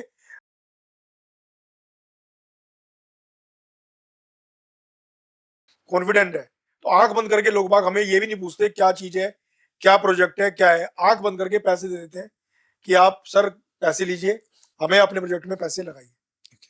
सो बेसिकली सर मैं ये जानना चाह रहा था कि लेगेसी जो शब्द का चुनाव आपने किया अपनी कंपनी के लिए, वो मतलब कहाँ से आपके माइंड में क्लिक किया कि ये नाम होना चाहिए? क्योंकि बिल्कुल। काफ़ी कस्टमर बेस है जो कहते हैं कि बहुत ही अच्छा एक मतलब सुनने में भी साउंड्स गुड लेगेसी। हम्म। तो कैसे चुनाव किया आपने इस शब्द का?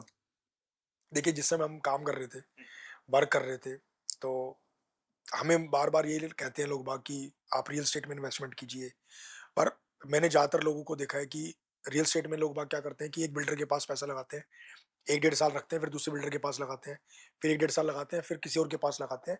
कई बार इस जर्नी के बीच में कहीं न कहीं उनका पैसा किसी न किसी बिल्डर के पास स्टक हो जाता है। हुँ। तो उनकी जो एक जर्नी चल रही होती है, या एक वो लेगेसी क्रिएट करने की कोशिश कर रहे होते हैं, वो उनकी बीच में टूट जाती है, ब्रेक हो ब्रेक हो जाती है। जाती है। तो हमें लगा कि नहीं, हम उनकी जर्नी ब्रेक नहीं होने देंगे, हम उनकी लेगेसी बनाएँगे। तो तब वहाँ से नाम आया कि भाई नहीं, that's why you choose the legacy legacy industries. Word, live up to it, live मतलब अप आप टू इट। पूरा इसके लिए जियो, कंटिन्यू ओके। कंटिन्यू करें। सो कब शुरुआत की सर लेगेसी इंडस्ट्रीज़ की और इस नाम के पीछे जो कारण आपने बताया, विजन क्या है? विज़न क्या है कंपनी का? कब शुरुआत हुई? ये कंपनी की हमने स्टार्टिंग की थी 2012 से, तो लेगेसी के नाम से हमने कंपनी स्टार्ट की थी, और विज़न यही था कि हम, जैसे आपको मैंने कहा कि हम लोगों को लेगेसी बना के देंगे। लोग बाग फ्यूचर में, आने वाले टाइम में वो याद कर पाएँगे कि भाई हमारी लेगेसी लेगेसी के थ्रू बनी, हमारी जो विरासत बनी। विरासत है वो उसका लेगेसी के थ्रू बनी। तो जैसा आपने बताया कि जो विज़न है, आपकी जो चीज़ें रहीं कि मैंने जितना स्ट्रगल किया, मैंने जो पेन फेस किया, वो मेरे क्लाइंट बेस, मेरे कस्टमर्स फेस ना करें।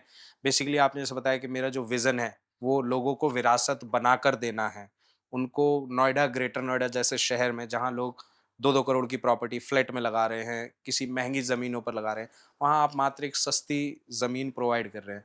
सो बेसिकली जो आपने बताया हमें, विज़न अपना बताया, आगे का क्या प्लानिंग है सर? जो आपके प्रोजेक्ट्स हैं, जो अभी रनिंग में हैं, जैसे कि एक प्रोजेक्ट आपका अभी हमारे सामने चल रहा है व्यू होम्स के नाम से, राइट? जो कि ग्रेटर नोएडा की बहुत ही शानदार लोकेशन पर है sir. To be very honest हमने सेल्फ विज़िट किया है, 100 आउट ऑफ 100 लोकेशन थैंक बहुत यू। प्रीमियम है, राइट? तो उसको लेकर आपका क्या विज़न है सर, व्यू होम्स के बारे में? देखिए, व्यू होम्स हमने एक प्रोजेक्ट के लिए, प्रोजेक्ट के नाते स्टार्ट किया था कि एक प्रोजेक्ट हम उसको बनाएँगे। और उस पे हम वर्क करते-करते आज हम एक उस स्टेज पे हैं कि हम उसको एक अपने आप जो होता है सस्टेनेबल, वो सारी होगी। सारी फैसिलिटीज़ उसमें, कमर्शियल एक्टिविटीज़, आपकी पूल, आपके सैलून, आपकी कमर्शियल के लिए चीज़ें, जो भी रोज़मर्रा की ज़िंदगी की चीज़ें होती हैं, मेडिकल की चीज़ें जिसमें आपको दवाइयाँ, या छोटे मोटे आपको टेस्ट वगैरह है, और उसके अलावा आपको एक्सरसाइज करनी है तो जिम वगैरह, आपको थोड़ा स्पोर्ट्स एक्टिविटीज, कार्डियो एक्टिविटीज करनी है तो बैडमिंटन, स्पोर्ट्स, थोड़ा लग्जरी करना है तो आपका 3 होल गोल्फ कोर्स बनाएंगे छोटा। उसके अलावा आपको लगता है चलो खेल लिए, शाम को थोड़ा खाना वाना खा लें फैमिली के साथ, तो छोटा सा बिस्ट्रो टाइप से क्लब होगा जिसमें आप अपना बैठ सकते हैं फैमिली के साथ डिनर, या दिन में सुबह मॉर्निंग में ब्रेकफास्ट लंच कर सकते हैं, शाम को पार्टी कर सकते हैं। फ्यूचर में कभी आपको जरूरत पड़ती है तो बच्चे का शादी है, फंक्शन है, 50 100 200 आदमी तक की आप वहाँ गैदरिंग अच्छे से कर सकते हैं। तो हम एक अच्छे लेवल का क्लब बना के देंगे। अच्छी रोड्स दे रहे हैं, वाइड रोड्स हैं जिसमें आपको आने जाने में कोई दिक्कत नहीं होगी। रेन हार्वेस्टिंग की फैसिलिटीज दे रहे हैं आपको, सीवर सिस्टम दे रहे हैं न्यू टेक्नोलॉजी का, तो आपको कभी भी किसी तरह का चैलेंज नहीं आएगा। फ्रंट जो मेन एंट्री रोड है वो बहुत बड़ी दे रहे हैं, 2 साइडेड, ताकि आपको आने जाने में किसी तरह की कोई परेशानी ना हो। मंदिर है, आपको मंदिर में कोई छोटा मोटा पूजा है, आपका जागरण है, या कोई भी आप चौकी है माता की, वो कर सकते हैं। उसके अलावा फ्यूचर में आपको लगता है कि लोग बाग आते हैं, कुछ हमारे लोग ऐसे जो पूर्वांचल से, बिहार से, जिन्हें छठ पूजा वगैरह बनाने में नोएडा जैसे शहर में बहुत चैलेंज आता था, तो उनके लिए हम एक लंबा स्विमिंग पूल बना रहे हैं ताकि फ्यूचर में वो सूर्य देव की वहाँ अच्छे से पूजा कर सकें और छठ पूजा को सेलिब्रेट कर सकें।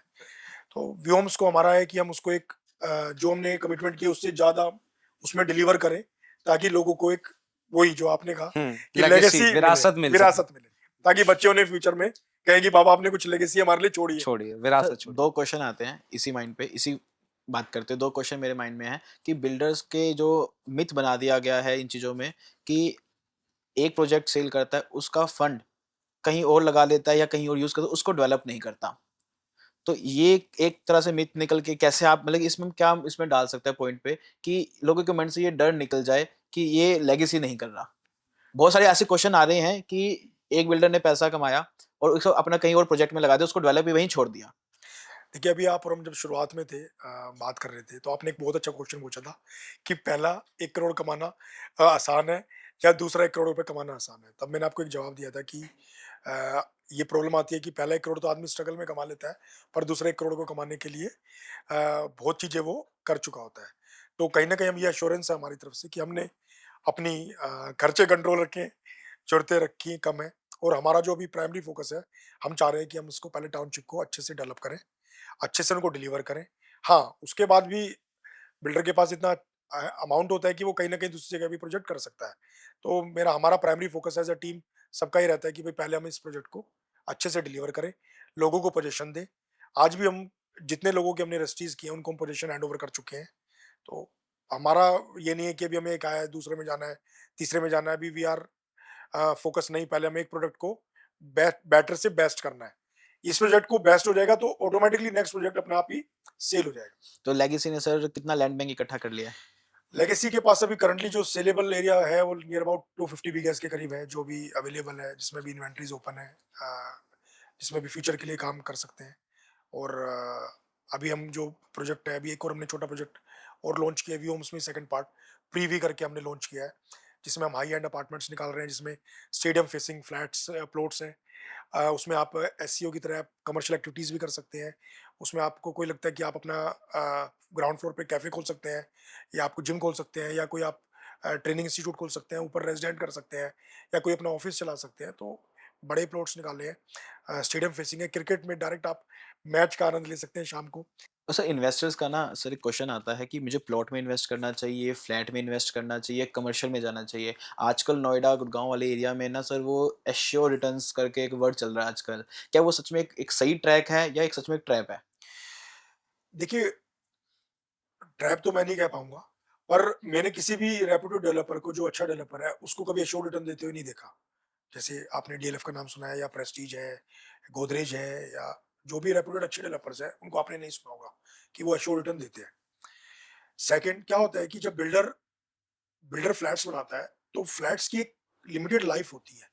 शुरू में वो हमेशा एक अच्छा होता है, 5 से 10 साल बाद उसकी लाइफ खत्म कर जाती है। उसकी क्वालिटी ऑफ कंस्ट्रक्शन, या उसके क्लब्स हैं, या उसके पार्क्स हैं, या उसकी प्लास्टर है, या उसकी लिफ्ट है, वो धीरे-धीरे डिट्रॉइट करने लग जाती है, खराब होने लग जाती है। तो उसकी वैल्यू धीरे-धीरे आपकी कम होने लग जाती है। But in case of land, in case of plot, उसकी वैल्यू कभी ज़िंदगी भर कभी खत्म नहीं होती। आपको लगा घर है, आपने तोड़ा फिर बना लिया, अच्छी क्वालिटी कंस्ट्रक्शन बना ली, जो करंट ट्रेंड चल रहा है वो बना सकते हैं। लैंड को आप वैसे भी देंगे किसी को या घर को भी बेचेंगे तो लैंड हमेशा बढ़ती है।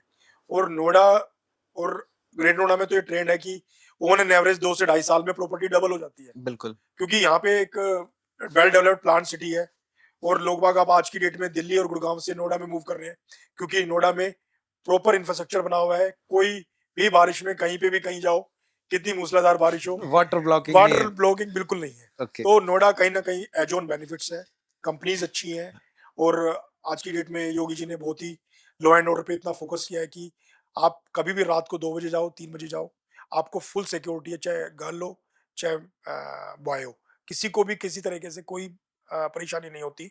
पुलिस पूरा सपोर्ट में है और पॉलिसीज इतनी अच्छी है कि गवर्नमेंट सपोर्ट करती है आपको काम के लिए, चीज़ों के लिए। तो मुझे लगता है इस समय राइट जो डेस्टिनेशन है वो नोएडा है। नोएडा से great नोएडा है। नोएडा में सर एक्चुअली देखो हम फ्लैट्स देखते हैं सर, नोएडा के अंदर सर 2.5 करोड़ 3 करोड़, ये इस टाइम पे सर वो कैलकुलेटेड नहीं है आंसर कि इतना वैल्यूएबल वर्थफुल है कि नहीं है। अगर प्लॉट्स में जाएं, इन्वेस्ट करने में जाएं, तो उससे तो बहुत मतलब कि फार हम अच्छा घर बना सकते हैं, बहुत प्यारा हम घर बना सकते हैं और अपना जमीन भी हमारी, छत भी हमारी, सब चीजें हमारी हैं। फ्लैट में जाना चाहिए या प्लॉट में जाना चाहिए, कैसे? देखो आपके ऊपर है। अगर आप स्टेटस ड्रिवन हो तो आपको फ्लैट में जाना चाहिए, क्योंकि स्टेटस आप फ्लैट में ज़्यादा दिखा पाओगे, क्योंकि लोग बाग वहाँ पे थोड़ा शो ऑफ। शो ऑफ है और उसको फ़र्क नहीं पड़ता जो स्टेटस ड्रिवन है कि भाई 5 साल बाद, 10 साल बाद या 15 साल बाद इसकी वैल्यू कम हो रही है। उसको सिर्फ ये लगता है कि बाहर सिक्योरिटी गार्ड आएगा, पूछेंगे, ब्लिंकिट आएगा, ज़ेप्टो आएगा, जो भी है उनको एमिनिटीज़ चाहिए चीज़ें। पर लेकिन if you are wealth driven mindset, अगर आपको फ्यूचर के लिए वेल्थ बनानी है तो आपको मैं सजेस्ट करूंगा कि हमेशा you should go for land. Legacy build करनी है। लेगेसी बिल्ड करनी है तो आपको प्लॉट और लैंड हमेशा इन्वेस्ट करना चाहिए। तो अगर मैं मेरा पॉइंट ऑफ व्यू आता है कि अगर फ्लैट में हम जा रहे हैं तो मैं उसमें इन्वेस्ट अगर हम कर रहे हैं तो हम उसे एज ए रेंटल यूज कर सकते हैं कि हम किसी को रेंट पे हम अपनी फ्लैट पे ले लें। तो अगर हमें इन्वायरमेंट अच्छा चाहिए, फैमिलीज आते हैं, हम अपनी जेनेटिव वे देखना चाहेंगे कि मेरे बच्चे सही फैमिलीज में जा रहे हैं, आसपास माहौल अच्छा है, तो वो फ्लैट्स में हम कर सकते हैं कि सेफ्टी एमटीज सिक्योरिटी है, नो सेफ्टी डाउट है। सिक्योरिटी में हम छोटे फ्लैट्स में बच्चे कर जिसके हैं तो वो उसके लिए सेफ्टी अच्छा है। सिक्योरिटी। पर लेकिन रेंटल की बात करूं मैं अगर अविनाश जी, तो 1.5 से 2% मुश्किल से रेंटल आरओआई मिलती है फ्लैट में। अगर आपने 2 करोड़ का कोई फ्लैट लिया है तो जेन्युइन देखा जाए। जेन्युइन देखा जाए तो इससे ऊपर नहीं है। तो उससे बेटर है फिर आप कमर्शियल लीजिए, एटलीस्ट 4 to 5% या 5 to 6% तक उम्मीद है कि वहां तक जा सकता है। पर लेकिन अगर आप, वही बात है कि अगर आप लॉन्ग टर्म में एक अच्छा ह्यूज प्रॉफिट या ह्यूज रिटर्न अगर एक्सपेक्ट करते हैं तो फिर then you should go for. एक से क्वेश्चन आता है कि एक जो आम आदमी है जो नॉन रियल एस्टेट से है, उस बैकग्राउंड से नहीं, वो इन्वेस्ट करना चाहता है, वो पहली दूसरी बार तीसरी बार इन्वेस्ट कर रहा है, जिसको बिल्कुल नॉलेज नहीं है कि प्लॉट में करे या फ्लैट में करे या कमर्शियल में करे, क्या क्या डॉक्यूमेंटेशन वेरीफाई करने पड़ते हैं एक आम आदमी के लिए, उनको बिल्कुल नहीं पता। देखिए, अगर आम आदमी एक जनरल प्रॉपर्टी लेने जाता है, मैं बात करता हूँ प्लॉट्स की बात करता हूँ। प्लॉट्स में सबसे पहले वो चेक करें कि क्या वो गेटेड है, मतलब बाउंड्री की हुई है। एक कहावत है हमारे यहाँ की, भाई पेपर झूठा कब्जा पक्का। तो एटलीस्ट वो पूरी बाउंड्री हो। दूसरा, कंपनी के नाम रजिस्ट्री हो, कंपनी के नाम पूरी चीजें जमीन वगैरह हो। तीसरा, कंपनी का पास्ट ट्रैक रिकॉर्ड कैसा है। और सबसे जो इनमें भी सबसे मेन है लोकेशन। लोकेशन सबसे मेन प्रायोरिटी है कि लोकेशन होना बहुत जरूरी है कि प्राइम लोकेशन पे है या नहीं है। अगर वो प्राइम लोकेशन पे है तो ऑलमोस्ट सारी चीजें वो तभी हो पाएंगी जब आपके वो डॉक्यूमेंटेशन कंप्लीट होंगे। क्योंकि अगर आप गांव में जाके कोई प्रोजेक्ट करते हो, कहीं पे भी दूर जाके करते हो, तो कोई इतना ध्यान नहीं देता। पर प्राइम लोकेशन में आप तभी कर पाओगे जब आपके नाम रजिस्ट्री है, आपके नाम डॉक्यूमेंटेशन है, म्यूटेशंस है, आपके नाम पे पोजेशन है और कुछ लोगों ने वहाँ पे घर बनाया हुआ है या घर बना के रह रहे हैं, डेवलपमेंट टाइमली चल रही है। तो वो एक मुझे लगता है की रोल्स है जो कस्टमर को ऑब्जर्व करने चाहिए और देखना चाहिए। हाँ, मुझे ऐसा लगता है सर, पहले सबसे पहले लोकेशन हो गया, हाँ, फिर कनेक्टिविटी हो, कितना इजीली मैं बिल्कुल। आसपास मार्केट आसपास है, पेट्रोल पंप, स्कूल, ये सब चीजें आसपास है कि नहीं है, मेट्रो आसपास है कि नहीं है। थर्ड चीज अफोर्डेबिलिटी। बिल्कुल, सेकंडली आता है, थर्ड पॉइंट आ जाता है सर उसका डॉक्यूमेंटेशन की क्या क्या डॉक्यूमेंटेशन मुझे चेक करने हैं, वो सारी डॉक्यूमेंटेशन क्लियर है कि नहीं है। फोर्थ आ जाता है कि ठीक है रेट क्या लग रहा है। तो ये कहीं ना कहीं पॉइंट आ जाता है हाँ, इसमें कि किस रेट में मुझे मिल रहा है, आसपास के कॉम्पिटिटर किस रेट में सेल कर रहे हैं, मैं किस रेट में सेल कर रहा हूँ, मैं ज्यादा तो नहीं ले रहा। तो वो उनका पॉइंट ऑफ व्यू भी गलत नहीं है कि वो हर जगह पे चेक करेंगे क्या मार्केट का स्टडी चल रहा है, वो मार्केट स्टडी करेंगे। तो उस पे सर मेन लोकेशन हो गया, कनेक्टिविटी हो गया, डॉक्यूमेंटेशन, डॉक्यूमेंटेशन में हम क्या क्या देख सकते हैं? देखिए मैं डॉक्यूमेंटेशन में क्या होता है आज की डेट में, एक यूपी में एक बहुत अच्छी फैसिलिटीज है, भोलेखा करके यूपी ने एक वेबसाइट बनाई है, जिसमें आप जैसी कोई ट्रांजेक्शन करते हैं, जैसी कोई रजिस्ट्री करते हैं, वो ऑटोमेटिकली उसमें अपडेट हो जाती है। उसमें जिससे आपने रजिस्ट्री लिया वो अपडेट होती है, जिससे उसने पीछे से लिया वो अपडेट होती है। तो chain of paper, chain of documentation सब कुछ अपडेट हो जाता है। आपको कोई उसमें लीगल लगता है कि कोई इश्यू है, कोई चैलेंज है, वो भी उसमें अपडेट होता है। अगर आपको डालना है किसी पे कोई विवाद है, किसी पे कोई प्रॉपर्टी पे या कचरे में कोई इश्यू है, वो भी आप इमीडिएट बेसिस पे ऑनलाइन वेबसाइट पे जाके चेक कर सकते हैं कि आप वेबसाइट खोलिए, खसरा नंबर डालिए, उसमें सब चीज़ आ जाएगा। इसमें किस-किस का क्या विवाद चल रहा है, किसके नाम प्रॉपर्टी है, किसके नाम जाने वाली है, किसका क्या है। एक-एक चीज़ आपका जो भी सवाल है, हर सवाल का जवाब आपको आज की डेट में ऑनलाइन मिल जाता है। जो ऑनलाइन से वाकिफ़ नहीं है, जो ऑनलाइन में ज़्यादा जाते नहीं तो हैं, उसके लिए तो फिर आप लोकल डॉक्यूमेंटेशंस के लिए आप लोकल वहाँ पे जाएँगे, कुछ कस्टमरों से, पुराने कस्टमरों से फीडबैक ले सकते हैं या लोकल अथॉरिटीज़ जो होती हैं, उनमें जाके आप पता कर फिर सकते हैं। मुझे ऐसा लगता है कि इंसान को 1% एटलीस्ट लोन में चला जाए, चाहे 1-2 लाख का लोन हाँ, करा ले, हाँ। बैंक वेरीफ़ाई कर लेगा। हाँ, चाहे वो बैंक प्री जितनी भी वर्किंग होती है, वो सारी कर चुका होता है। हाँ, मतलब बैंक से चाहे 1 लाख रुपए का लोन ले ले, चाहे 1 करोड़ का लोन ले, पेपर वेरीफ़ाई वैसे ही करेगा वो। बिल्कुल, बिल्कुल। तो सबसे बेस्ट वो है कि आम पर्सन के लिए अगर वो प्रॉपर्टी देखने जा रहा है, वो चाहे 1 लाख रुपए का लोन ले ले, 99% अपनी प्रॉपर्टी सेल्फ फंडिंग कर ले, बट बैंक वेरिफिकेशन उसकी साइट डॉक्यूमेंटेशन वेरिफिकेशन बैंक ही कर देगा उसकी। बिल्कुल। तो बेसिकली सर व्यू होम्स जो आपका फेज चल रहा है अभी, जिसमें ऑलमोस्ट प्रॉपर्टी सोल्ड है, उसकी डेवलपमेंट का क्या माइंडसेट है आपका सर? डेवलपमेंट उसमें स्टार्ट हो गई है। हुँ, ऑलरेडी सीवर सिस्टम सारा हो चुका है, रेन हार्वेस्टिंग हो चुकी है। ओके, रोड्स पे जीएसबी मटेरियल्स वगैरह सब कुछ डाल दिया है। अब इंटरलॉकिंग टाइल्स के हम रोड्स बना के दे रहे हैं। हुँ, तो उसके बाद जो मेजर मेन एंट्रेंस रोड है उस पे वर्क चल रहा है। गेट्स वगैरह लग चुके हैं। आपका क्लब पे भी वर्क नहीं हुआ है, क्लब पे हम वर्क करेंगे नेक्स्ट ईयर, मतलब जनवरी ऑनवर्ड्स हम उस पे वर्क करेंगे बनाना, सारी चीज़ें। पर लैंड अलोकेट कर दी है। प्लांटेशंस और जो उसके रिगार्डिंग ग्रीनरीज़ है वो हमने स्टार्ट कर दी है, वो हमने लगाना चीज़ें करनी स्टार्ट कर दी है। और जैसे हमने जब फेज़ 1 डिलीवर किया था, तो वहाँ पे हमें कुछ हमसे गलतियाँ रह गई थी, जो हमने इसमें वो पूरी की है। हम फेज़ 1 में कुछ जैसे पार्क वगैरह नहीं दे पाए थे या स्पेस वगैरह नहीं दे पाए थे, पर लेकिन हम फेज़ 2 में सारी चीज़ें, जैसे टेम्पल है, बड़ा कस्टमरों का हमारा आता है कि भाई आपने सर टेम्पल नहीं बनाया, तो हमने इस बार टेम्पल बनाया।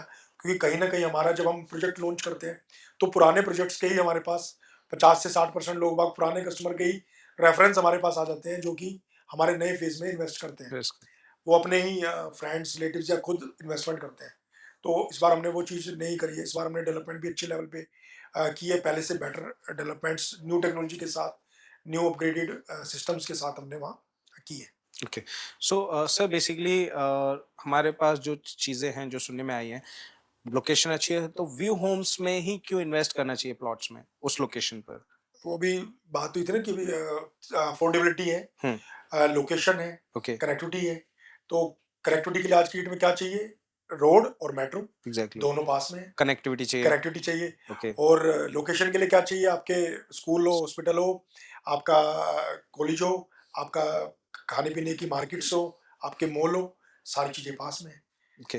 और थर्ड आ जाता है आपका अफोर्डेबिलिटी, 35-40 लाख में वे इतनी अच्छी प्राइम लोकेशन प्राइम पे लोकेशन पर कहीं भी लैंड मिल रही है लैंड मिल आपको, रही है, तो इससे ऊपर तो कुछ अपॉर्चुनिटी है ही नहीं, इससे बढ़िया अपॉर्चुनिटी ओके। तो। Sir and customer sales team तक ही जुड़ पाता है, आप तक नहीं पहुंच पाता। और डेफिनेटली आपका शेड्यूल इतना टाइट है। बट मैं जानना चाहूंगा कि व्यू होम्स प्रोजेक्ट पे आपका माइंडसेट क्या है, क्यों वहां पे एंड कस्टमर को लेना चाहिए और क्या उसका फ्यूचर है?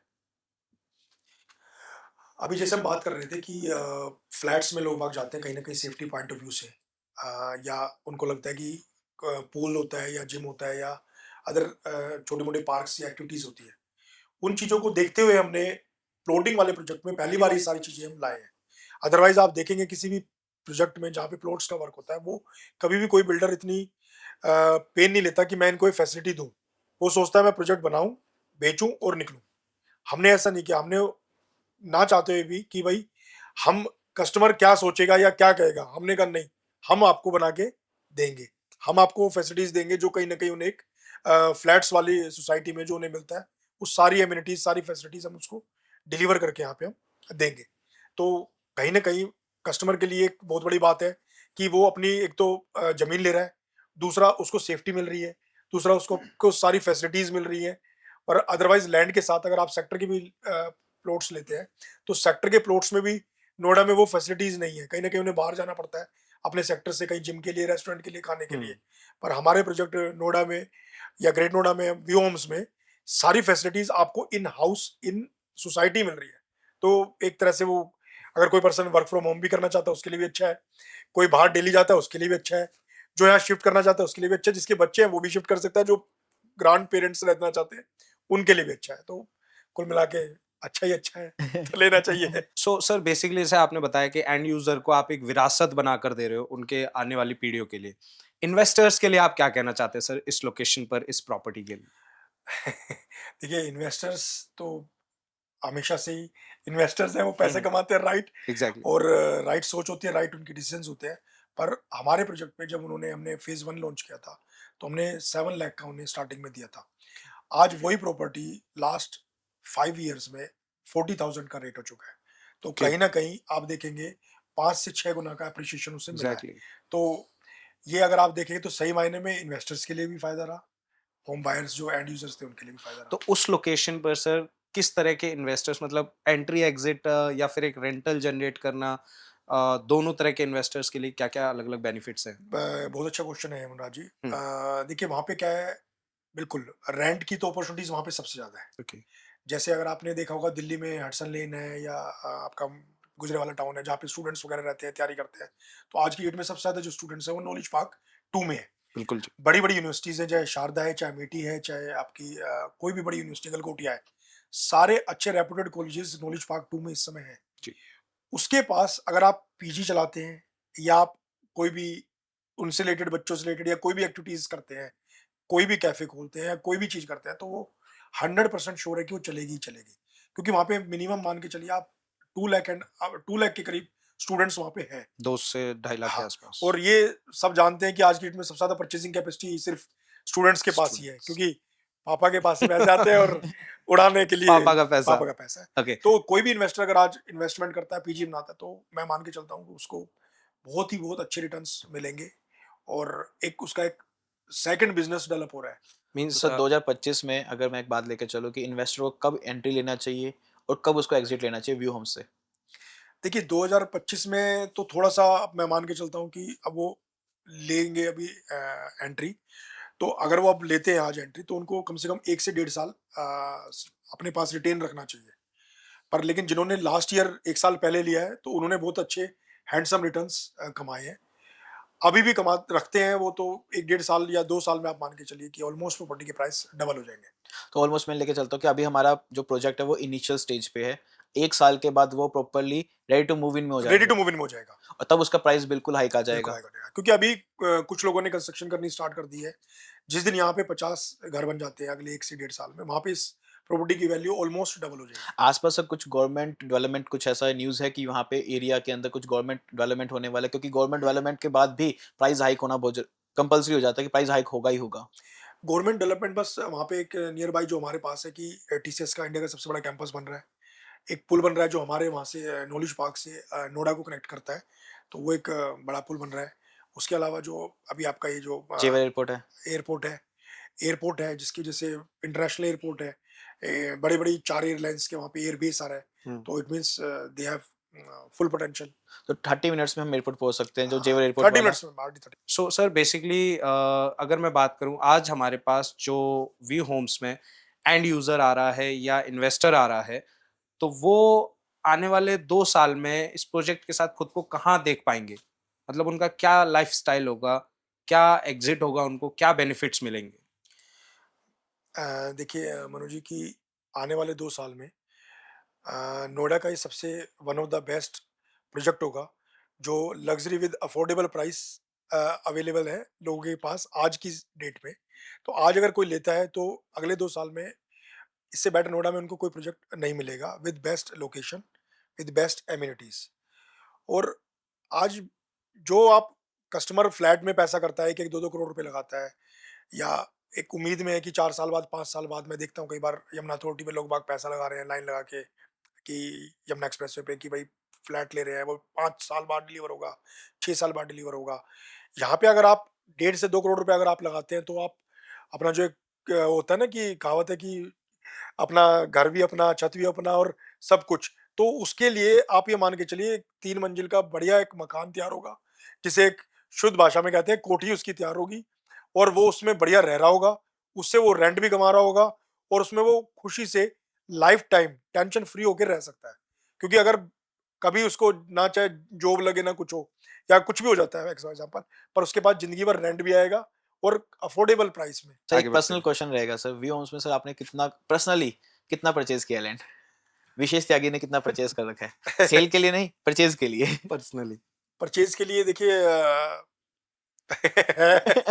है मतलब मान के चलिए 1 एकड़ 1.5 एकड़ तो रखेंगे हम पर्सनल के लिए कि भाई हम उसमें रह सकें 5-10 बीघे तो तो आप अपना होना सर चाहिए। घर कब शुरू कर रहे हैं कंस्ट्रक्ट करना? घर करेंगे शुरुआत करेंगे। ओके, सो सर बेसिकली हमने सारा व्यू होम्स के बारे में आपसे डिस्कस किया। मेरा एक और क्वेश्चन है आपसे पर्सनली, लाइक आपने इस प्रोजेक्ट को कब स्टार्ट किया था और उस टाइम जिन कस्टमर्स ने आपके साथ इन्वेस्ट किया इस प्रोजेक्ट के अंदर, और आज उन कस्टमर्स का आपके साथ क्या कांटेक्ट है, क्या टच है, उनका क्या माइंडसेट है इस प्रोजेक्ट को लेकर, एंड कितना आप इसमें सेल कर चुके हैं प्रोजेक्ट? देखिए मनोज जी, हमारा जिस समय हमने स्टार्टिंग हमने लास्ट ईयर अप्रैल ऑनवर्ड हमने इसको स्टार्ट किया था, लॉन्च किया था।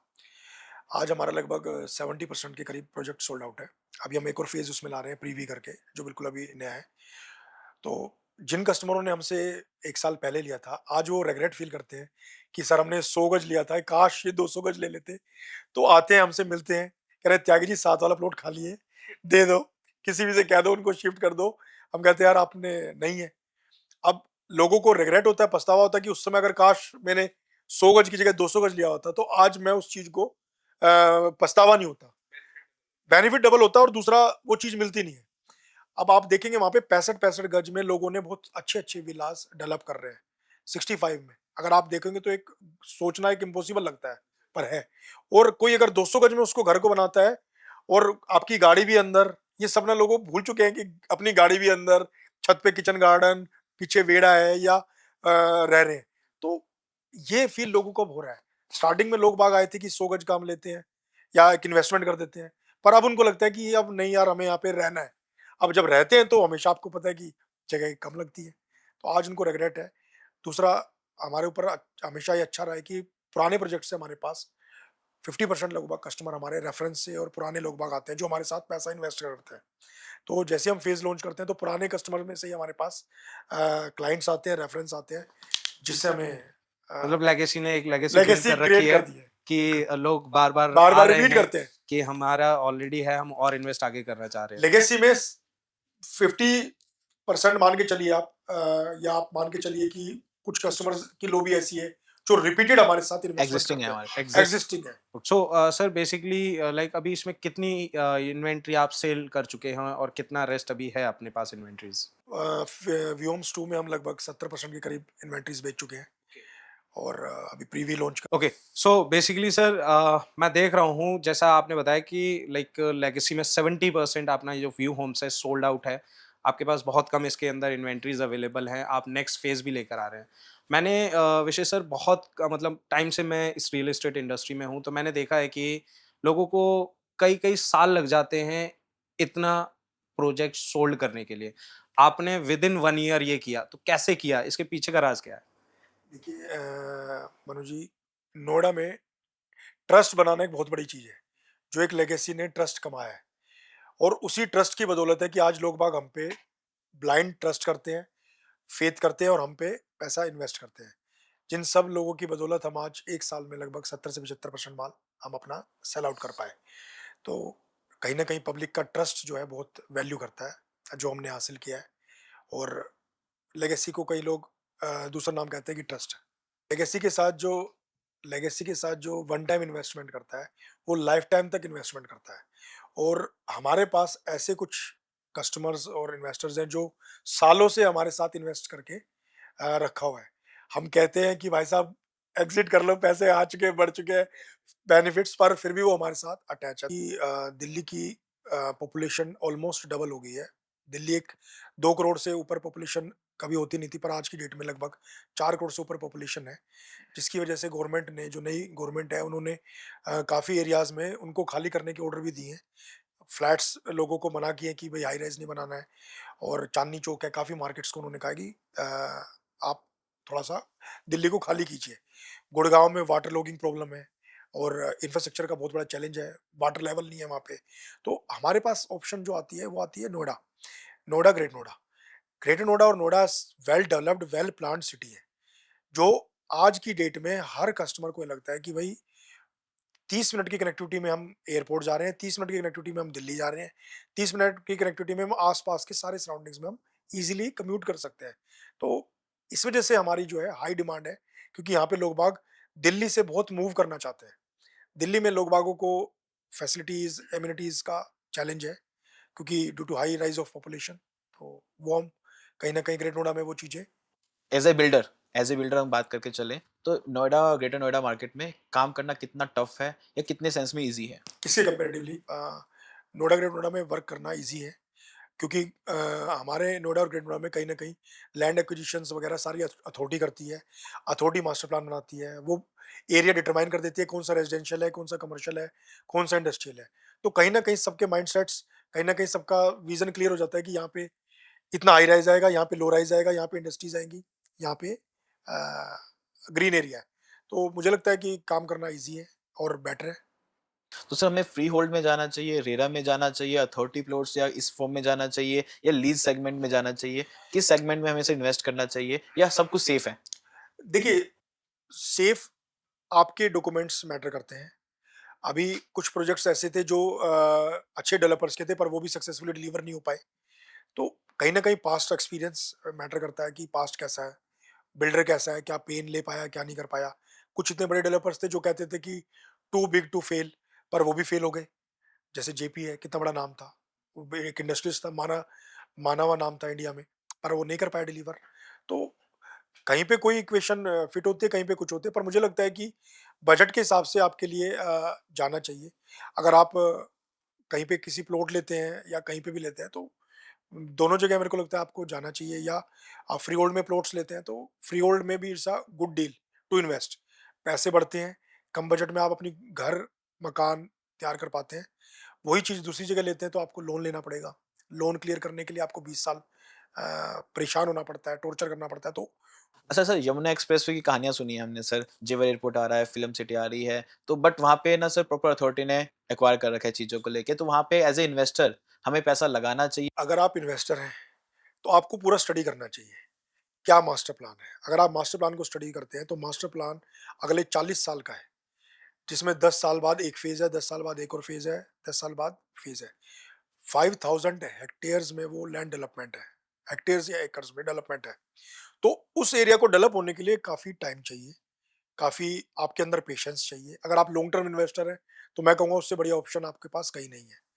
पर आप अगर शॉर्ट टर्म इन्वेस्टर हैं, तो मुझे लगता है आप वहाँ ना जाइए। तो फिर बंदा इंसान गोल्ड में चला जाए या शेयर मार्केट में चला चला जाए। जाए चला जाए, क्योंकि रियल वहाँ एस्टेट पे में जाए तो लॉन्ग 10 टर्म साल रुकना इन्वेस्टमेंट है। पड़ेगा। आपको मिनिमम 4 टू 5 इयर्स लग सकते हैं यमुना एक्सप्रेसवे पे रिटर्न आने के लिए। तो वो Yamuna expressway sir safe point है या पैसा फँसने का पॉइंट है? सेफ पॉइंट है, क्योंकि गवर्नमेंट इन्वॉल्वड है, और गवर्नमेंट की सीरियस नोट पे उसकी डेवलपमेंट्स पे माइन्यूट तरीके से उस पे वो देख रही है। तो मुझे लगता है कि सेफ है, ऐसा कोई वो नहीं है। अच्छी ऑप्शंस है वहाँ। सर अगले 10 साल के अंदर नोएडा, ग्रेटर नोएडा, यमुना एक्सप्रेसवे किस लेवल तक ग्रोथ करने वाला है आपके हिसाब से? आपके एज़ ए बिल्डर माइंडसेट से? अगले 10 साल की अगर हम बात करते हैं अविनाश, तो नोएडा, ग्रेट नोएडा मुझे लगता है पीक पे अच्छे लेवल पे डेवलप होंगे। क्योंकि जो आपने देखा है, गुड़गाँव ने एक पीक देख चुका है अपना, वो पीक अभी तक ग्रेट नोएडा ने नहीं देखा। नोएडा ने नहीं देखा, तो अब वो वक़्त है कि अपना पीक देखेगा। तो अब जो लोग बाग यहाँ पे अब मूव कर रहे हैं नोएडा में या ग्रेट नोएडा में, तो ये राइट टाइम है। राइट टाइम पे अब उनका जो ये मूव रहेगा, वो उनको एक हाई रिटर्न्स देगा, जो उनको लॉन्ग टर्म में बहुत फ़ायदा देगा। जैसे जैसे मैंने देखा सर दिल्ली एनसीआर में जो एनसीआर बेल्ट है प्रॉपर दिल्ली की, तो सोनीपत एक न्यू सोनीपत बनने जा रहा है, तो मारुति सुजुकी का प्लांट आ रहा है। झज्जर में रिलायंस ने एक अच्छा प्लांट क्रिएट कर रहा है। सेम ऐसे ही Noida Greater Noida Yamuna express government develop कर रही है। तो मेरे को जहाँ तक ऐसा लगता है कि उस फार जो प्रॉफिटेबल या ग्रोथेबल एरिया है वो ग्रेटर नोएडा और यमुना एक्सप्रेसवे है। 100% एग्री करता हूँ। जहाँ पे गवर्नमेंट, स्टेट गवर्नमेंट इन्वॉल्वड है और योगी जी जैसे मुख्यमंत्री इन्वॉल्वड हैं, तो उसको आप ये मान के चलिए कि उसकी ग्रोथ ज़्यादा ही होएगी, क्योंकि वहाँ पे एक इंडिविजुअल एंटिटीज़ डेवलप कर रही हैं उस एरिया को। जैसे आपने सोनीपत की बात की, तो एक कंपनी ने प्लांट लगाया वहाँ पे, मारुति सुजुकी और टोयोटा का जेवी है। तो उसके बिहाफ़ पे वहाँ डेवलपमेंट है। गवर्नमेंट की कोई डेवलपमेंट एज़ सच वहाँ पे नहीं है। पर यहाँ पे जो है, जैसा योगी जी हर बार कहते हैं, डबल इंजन की सरकार, तो डबल इंजन की सरकार से यहाँ आप देखोगे, इन्होंने हाईवेज पहले बनाए हैं, रोड्स पहले बनाए हैं। लॉ एंड ऑर्डर आज की डेट में मेरे को लगता है इंडिया का नंबर 1 है। अभी लास्ट वीक मैं पढ़ रहा था सर्वे में कि एक टाइम पे जो क्राइम रेट था, वो यूपी में सबसे ज़्यादा होता था, पर आज की डेट में वो इंडिया में सबसे कम हो गया है पर पर्सन। तो जो पर पर्सन का इतना हैवी डाउनफॉल आया है वो कहीं ना कहीं सरकार की वजह से आया है। तो अगर मैं नॉर्थ इंडिया की बात लेकर चलूँ, जिसमें हमारे पास अगर 7-8 हमारे पास स्टेट आ जाते हैं, तो नोएडा, ग्रेटर नोएडा, एक दिल्ली एनसीआर कैपिटल का अगर लेवल लेके चलूँ, तो वहाँ पे आज सबसे मतलब कि बड़ा एक इन्वेस्टर प्लांट कह सकता है एज़ ए रियल एस्टेट के अंदर। एशिया का सबसे बड़ा एयरपोर्ट बन रहा है और इसके साथ फिल्म सिटी बन रही है। फिल्म सिटी के साथ जैसे गुंजाओ है चाइना में, उस तरीके से इन्होंने एरियाज डिवाइड कर दिए हैं, टॉय टॉय के लिए, हैंडीक्राफ्ट के लिए और डिफरेंट सेक्टर्स ऑफ इंडस्ट्रीज के लिए। नाइट सफारीज आ रहे हैं, तो मुझे लगता है कि सबसे वेल डेवलप्ड एरिया बनेगा। तो सबसे मतलब कि कह सकते हैं कि इन्वेस्टमेंट माइंडसेट से तो ये एरिया सबसे आंख बेस्ट है बंद आज। करके इन्वेस्टमेंट आप तो अगले 10 साल के लिए यहाँ पे इन्वेस्ट कर लेना बिल्कुल चाहिए हमें। ग्रेट नोएडा में आंख बंद करके आप 10 साल में नोएडा ग्रेट नोएडा में आप अच्छा सर, अ, अच्छा सर, इतना क्वेश्चन आता है, बड़ा फेमस क्वेश्चन है कि रियल एस्टेट के अंदर कौन ज़्यादा पैसे कमाता है? बिल्डर ज़्यादा कमाता है, बायर ज़्यादा कमाता है, ये ब्रोकर ज़्यादा कमाता है, गवर्नमेंट ज़्यादा कमाती है? मुझे लगता है बायर सबसे ज्यादा पैसे कमाता है। कैसे? बायर कमाता है, आज उसने 1 करोड़ की कोई प्रॉपर्टी ली, उस पे मैं अपने ग्रेट नोएडा की मैं बात करता हूँ, जैसे हमारा एक प्रोजेक्ट है, हमारे प्रोजेक्ट पे किसी ने एक 50 लाख का कोई प्लॉट लिया, उस 50 लाख पे फॉर एग्जांपल एक ब्रोकर 5 लाख रुपए या 2 कमीशन लेगा और 3.5 लाख रुपए 4 लाख रुपए गवर्नमेंट ड्यूटी जाती है, जो कि एक 7% है। हमारे यहाँ पे गामा 2 में रजिस्ट्री होती है। अब दोनों खत्म, फ्री हो गए दोनों, अब बचा बायर। अब बायर उसको बेचता है 2 साल बाद। अब उसका प्लॉट जो उसने 50 लाख का लिया था वो हो जाता है 1 करोड़ का। अब 1 करोड़ में किसी को बेचता है तो 1 करोड़ पे फिर वही 7 लाख रुपए देगा गवर्नमेंट को, फिर 5 लाख रुपए कमीशन देगा ब्रोकर को और उसके पास कितने बचते हैं? 7 सेकंड पार्टी देगी, 5 कमीशन जाएगा, तो उसके बाद फिर 50, 40, 45 लाख रुपए बचते हैं। तो मुझे पर्सनल लगता है कि बायर सबसे ज्यादा पैसे कमाता है।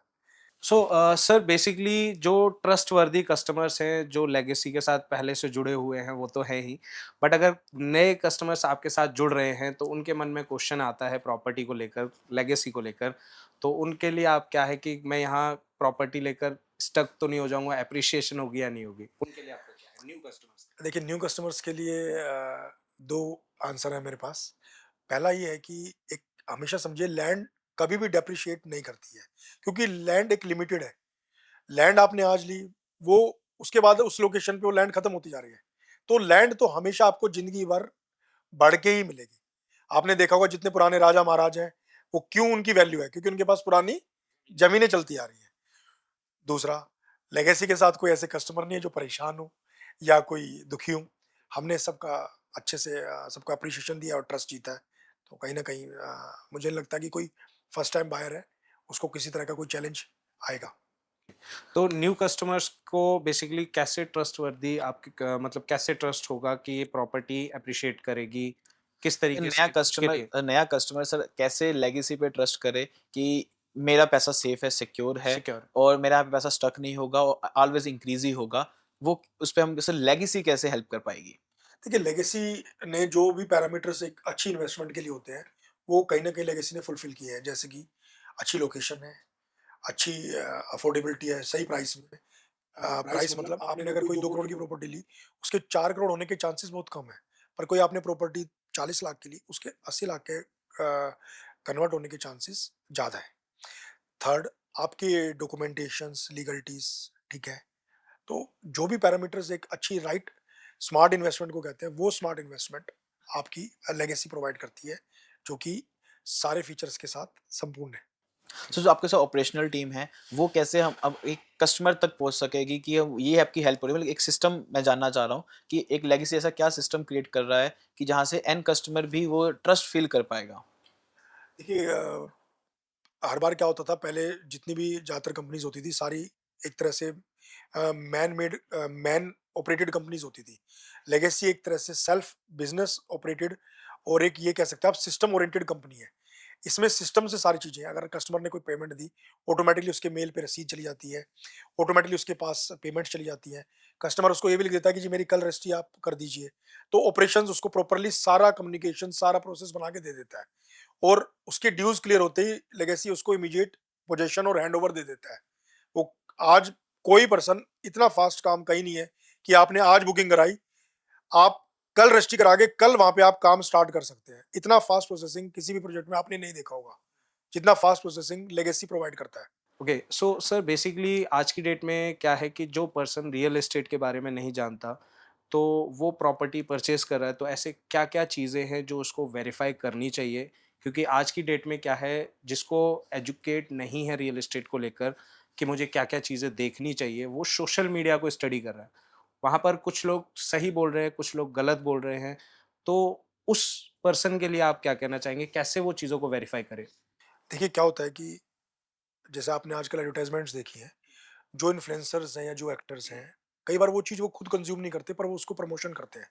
तो ऐसे ही कुछ इन्फ्लुएंसर्स हैं जिनको प्रॉपर्टीज़ के बारे में कुछ नहीं पता, पर वो उसको प्रमोट करते हैं कि आप ये लीजिए या उसको आप परचेज़ कीजिए। तो उसका एक सिंपल सॉल्यूशन ये है कि आप पर्सनली साइट विज़िट करने आइए, साइट पे आके डॉक्यूमेंट्स देखिए, इंडिविजुअल टीम से या कंपनी में आके बात करिए, मिलिए, क्या चीज़ है, क्या प्रोसेस है, कैसे रहेगा, क्या कैसे मैं यहाँ पे काम करूँ, क्या-क्या डॉक्यूमेंट्स हैं। आपको फुल 100% ट्रांसपेरेंट प्रोसेस मिलेगा। 100% पेपर में क्लैरिटी मिलेगी, ट्रांसपेरेंसी मिलेगी। तो वो आप चीज़ें सारी चीज़ देखिए, तो आपको किसी सोशल मीडिया इन्फ्लुएंसर से इन्फ्लुएंस होने की ज़रूरत ही नहीं है। आप जो भी प्रोडक्ट वो करता है, आप उसका जाके एक बार बारीकी से उसका चेक कीजिए, इन्वेस्टिगेट कीजिए कि भाई क्या वो जो बोल रहा है वो ठीक है, तो आप करिए। क्या-क्या ऐसी चीज़ें हैं जिनको वेरीफ़ाई करने की नीड होती है और कैसे वेरीफ़ाई कर सकते हैं वो? पहले तो साइट विज़िट करने आइए। रजिस्ट्री है, डॉक्यूमेंट्स हैं, आपके म्यूटेशंस हैं, पेपर्स हैं और आपके पोज़ेशंस हैं, पास्ट ट्रैक रिकॉर्ड्स हैं, पास्ट में कितने घर बन रहे हैं या इमीडिएट बेसिस पे कोई घर बन रहा है या कोई चीज़ है, तो ऐसे ही मैटर करता है। डेवलपमेंट देख लीजिए, कैसी डेवलपमेंट है। अब हमने कहा आपको कि कोई चीज़ ये है, आप आएँगे तभी तो देख पाएँगे क्या चल रहा है। सो बात करते हैं एक से कंसेप्ट आता है कि हम अगर ऐसे आता है कि हम अभी प्लॉट सेल कर रहे हैं, आप अभी व्योम्स में प्लॉट सेल कर रहे हैं। एक कंसेप्ट आता है कि विलास का कंसेप्ट आता है कि बिल्कुल सबके फ्रंट बिल्कुल सेम, रोड्स, पार्क सब कुछ सेम। क्या हमारे आने वाले फेजेस में क्या हम वो विलास देख पाएँगे? देखिए यहाँ कहना हमारे लिए टफ है क्योंकि ये फ्री होल्ड लैंड है। फ्री होल्ड में रजिस्ट्री होने के बाद customer is fully independent to opt his choices. हम उसको एक फेज अगर कोई हम लॉन्च करेंगे उसमें स्टार्टिंग से बता के चलना पड़ेगा कि भाई ये चीज है, इसमें ये रहेगा। तो उस ओके मतलब उस हाँ से या उस कंसेंट से जो कस्टमर आएगा फिर हम उस चीज को डेवलप कर सकते हैं। अभी फिलहाल करंटली में नहीं कर सकते क्योंकि अभी हमने किसी तरह का उन्हें कुछ कहा नहीं था, पर फ्रंट फ्यूचर में अगर स्कोप होगा, डिमांड होगी तो हम उस तरीके से भी उसको कर सकते हैं। सर एज़ अ बिल्डर अगर हम देखें, नोएडा के अंदर काम कर रहे हैं, क्या बिगेस्ट चैलेंजेस आपने फेस किए कि एज़ अ बिल्डर बनने में मुझे ये फेजेस में ये चैलेंजेस मुझे फील हुए? कि नोएडा में चैलेंजेस आते हैं, जैसे स्टार्टिंग जब आप नया काम करते हैं, कुछ भी करते हैं, ट्रस्ट फैक्टर बहुत बड़ा रोल प्ले अदा करता है। कस्टमर इजीली ट्रस्ट नहीं करते हैं। ट्रस्ट बनाने के लिए आपको कई साल लग जाते हैं। उनको डिलीवरी देनी पड़ती है, उनकी कमिटमेंट्स फुलफिल करनी पड़ती है। उसके अलावा आपको डेवलपमेंट्स दिखानी पड़ती है कि आपने जो कहा था वही डेवलपमेंट करी है या नहीं करी है। तीसरा है कुछ अथॉरिटीज़ या गवर्नमेंट की तरफ से भी चैलेंजेस आ जाते हैं कई बार, लेट हो जाती हैं चीज़ें या कुछ भी होती है, तो कस्टमर को कहीं न कहीं वो मैच्योर होना पड़ेगा, वो चीज़ें समझनी पड़ेंगी कि सारी चीज़ें फ़ेवरेबल एकदम से नहीं होती है। कोई चीज़ आप बना रहे हैं, ये ताजमहल भी एक दिन में नहीं बना, तो प्रोजेक्ट भी बनने में थोड़ा टाइम लगता है। तो हैव पेशेंस, मनी सेफ है, डिलीवर है और 100% एश्योरेंस है कि उसकी जो चीज़ उसने कही है उसको वो चीज़ मिलेगी। ये तो सर आपकी कहानी थी विद लेगेसी के साथ। एक छोटा-सा एक सेगमेंट है सर रैपिड फायर, तो वो थोड़ा-सा थोड़ा हँसी-मज़ाक हो जाएगा, थोड़ा इस पॉइंट में आ जाएगा। तो सर कुछ क्वेश्चन्स रहेंगे, रैपिड फायर है सर, आपको उसी टाइम आंसर करना है। ठीक है? विशेष त्यागी जी की arrange marriage, love marriage? Love cum arrange. Okay, holiday पे sir family time at home या world tour? World tour. Okay, अगर रियल एस्टेट में त्यागी जी ना होते तो कहाँ होते? इंजीनियर होता। ओके, तो one line for legacy? Live up to it. Great. And one word for Vishesh Tyagi? Passionate. Great. अच्छा, अगर आपके पास एक सुपर पावर आ जाए तो उसे कैसे यूज करेंगे? तो सर ठीक अगर है। आपके पास कोई सुपर पावर आ जाए तो उसे कैसे यूज कैसे करेंगे as a real estate? As a real state अगर मैं आ जाऊँ तो मैं चाहूँगा कि कोई भी कस्टमर परेशान ना हो और हर कस्टमर को टाइम से डिलीवरी और जो उसने चाहा उसको क्वालिटी ऑफ कंस्ट्रक्शन मिले, घर मिले। सर वन मैन आर्मी में बिलीव करते हैं या फिर टीम वर्क में? Team work. तो अभी तक सर लेगेसी परिवार के थ्रू कितने ऐसे घर हैं जिनको रोजगार मिल पा रहा है या कितने ऐसे लोग हैं जिनको एम्प्लॉयमेंट मिल पा रहा है? तो टोटल अभी तक कितने हम कर चुके हैं? एम्प्लॉयमेंट आप बात करें तो लगभग 200 प्लस एम्प्लॉयमेंट है जो हमारे से है। डायरेक्टली और इनडायरेक्टली हज़ारों में लोग बाग जो अटैच है, साथ में काम कर रहे हैं, जुड़े हुए हैं। तो लेगेसी का सबमिशन। ज़्यादा से ज़्यादा हैप्पी कस्टमर्स हम ऐड कर पाएँ और ज़्यादा से ज़्यादा लोगों की हम लेगेसी क्रिएट कर पाएँ। Great sir, thank you so much for your valuable time. आपने हमें से टाइम दिया, आपने बड़े बिजी शेड्यूल में से निकाल के। Thank you so much sir, thank thank you. You. Basically आज हमने एक ऐसे पर्सनालिटी को जाना जिन्होंने बेसिकली कोई चीज़ उन्हें विरासत में नहीं मिली, कोई चीज़ उन्हें सिल्वर स्पून नहीं मिला कह सकते हो, या कोई रेडीमेड स्टार्टअप नहीं मिला। उन्होंने ज़ीरो से यानी कि ग्राउंड से खुद को बनाया, खुद को स्टार्ट किया, टॉप पर लेकर गए खुद को, खुद की इंडस्ट्री को, एंड लोगों के लिए उन्होंने प्लानिंग की कि मैं लोगों को विरासत दूँगा, जो मुझे नहीं मिली मैं वो आगे आने वाले लोगों को जो मेरे साथ जुड़ेंगे, मैं उनको दूँगा।